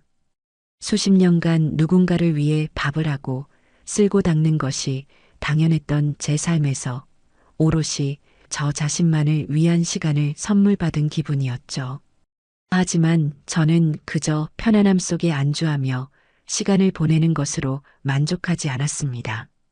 제게는 아직 해야 할 일이 그리고 하고 싶은 일이 너무나도 많았으니까요. 제 새로운 하루는 새벽 수영으로 시작되었습니다. 레지던스 꼭대기 층에 있는 수영장에서 떠오르는 아침 해를 바라보며 물살을 가르는 기분은 제가 평생 느껴보지 못했던 해방감을 안겨주었어요. 물속에서는 그 누구도 저를 누구의 엄마나 누구의 아내로 부르지 않았습니다. 저는 그저 자유롭게 유영하는 이경숙일 뿐이었죠. 오전에는 주로 경제 공부를 했습니다. 펜트하우스를 팔아 되찾은 거액의 돈을 저는 더 이상 아들 같은 존재에게 물려줄 생각은 추호도 없었습니다. 이 돈은 이제 온전히 제 것이었고 저는 제 힘으로 이 자산을 지키고 불려나가야 했습니다. 도준이가 소개해준 젊고 유능한 자산관리사와 함께 포트폴리오를 짜고 주식과 채권, 부동산에 대해 공부하며 잃어버렸던 사업가로서의 감각을 되찾아갔습니다. 시장 바닥에서 떡볶이를 팔던 배짱과 수아는 여의도 증권가에서도 녹슬지 않고 빛을 발했어요. 제 오후 시간은 대부분 행복과학재단의 일을 처리하는 데 쓰였습니다. 저는 민세아가 서류상으로만 만들어 놓았던 그 유령 재단을 완벽하게 새로운 조직으로 탈바꿈시키는 작업에 착수했습니다. 가장 먼저 며느리가 돈 세탁에 이용했던 모든 불법적인 자금 흐름을 끊고 횡령액을 전액 환수 조치했어요. 그리고 그 돈을 기반으로 제 사재를 더 보태어 재단의 새로운 목표를 설정했습니다. 바로 세상 모든 어머니들의 행복을 위한 나눔이었죠. 재단의 첫 번째 프로젝트는 제가 며느리에게 약속했던 진짜 보육원을 짓는 것이었습니다. 저는 재단의 이름으로 아이들이 마음껏 뛰어놀 수 있는 넓은 부지를 매입하고 국내 최고의 아동 건축 전문가에게 설계를 의뢰했습니다. 단순히 아이들을 수용하는 시설이 아니라 아이들 한 명 한 명의 꿈과 상처를 보듬어 줄 수 있는 따뜻한 집을 지어주고 싶었어요. 이 소식이 알려지자 많은 사람들이 재단에 후원의 손길을 보내왔습니다. 며느리가 자신의 탐욕을 위해 만들었던 더러운 이름은 제 손을 거쳐 비로소 세상에 빛을 전하는 희망의 이름으로 다시 태어나고 있었습니다. 그리고 저는 제 복수의 1등 공신이었던 도준이에게도 확실한 보상을 해주었습니다. 저는 도준 솔루션의 단순한 투자자를 넘어 회사의 정식 회장으로 취임했습니다. 물론 경영은 전적으로 도준이에게 맡겼지만 저는 제 오랜 경험과 날카로운 직관으로 회사가 나아갈 방향을 제시하는 조언자 역할을 훌륭하게 해냈어요.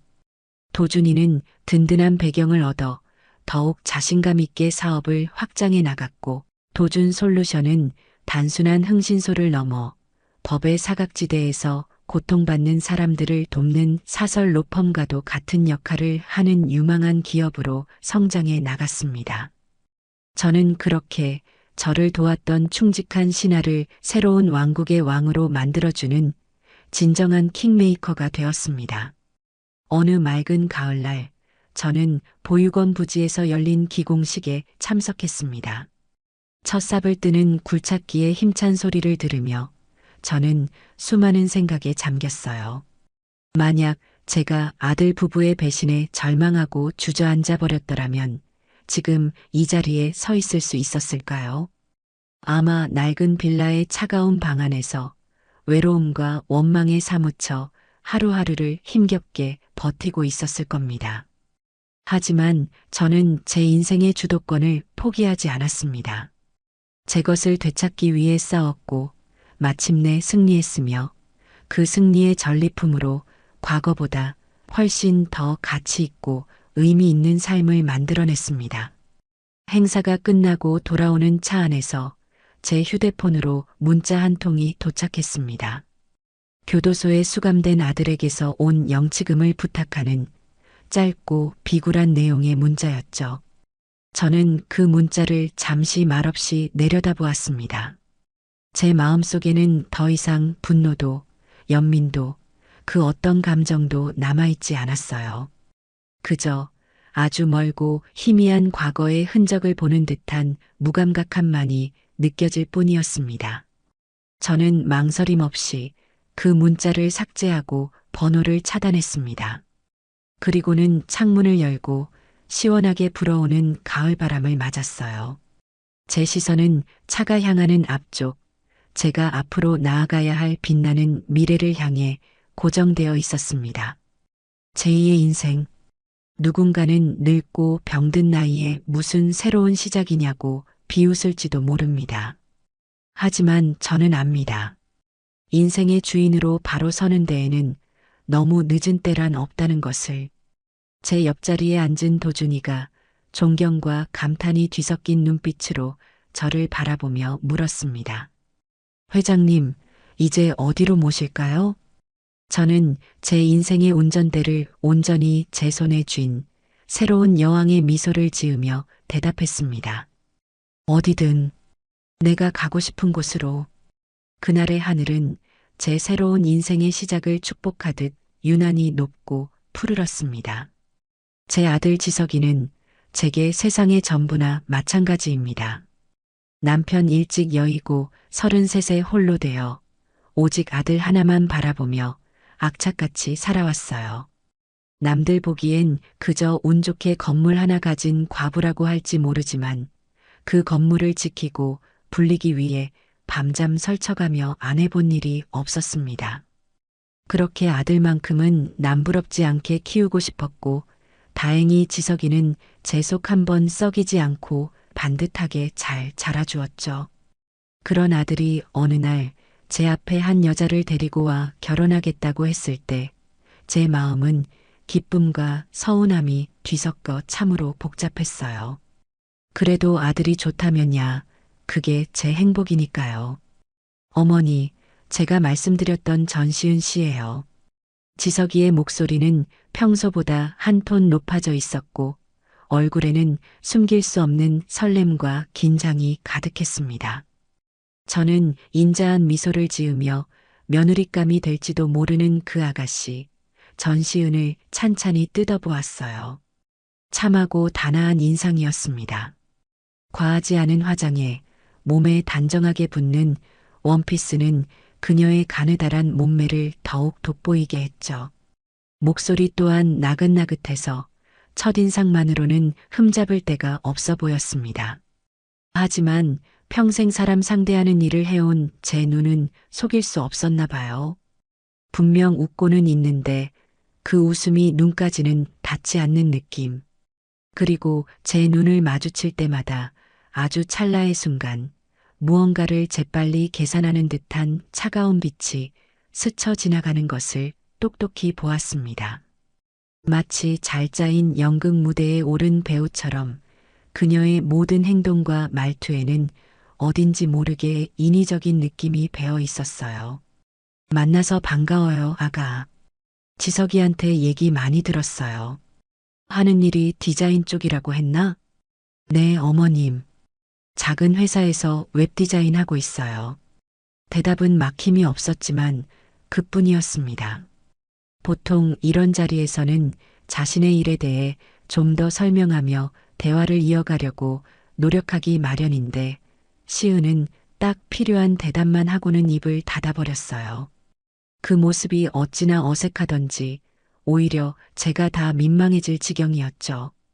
아들 녀석은 그런 분위기도 모르는지 연신 시은의 그릇에 음식을 놔주며 챙기기 바빴습니다. 시은 씨, 이거 한번 먹어봐요. 이 집 음식이 정말 맛있어요.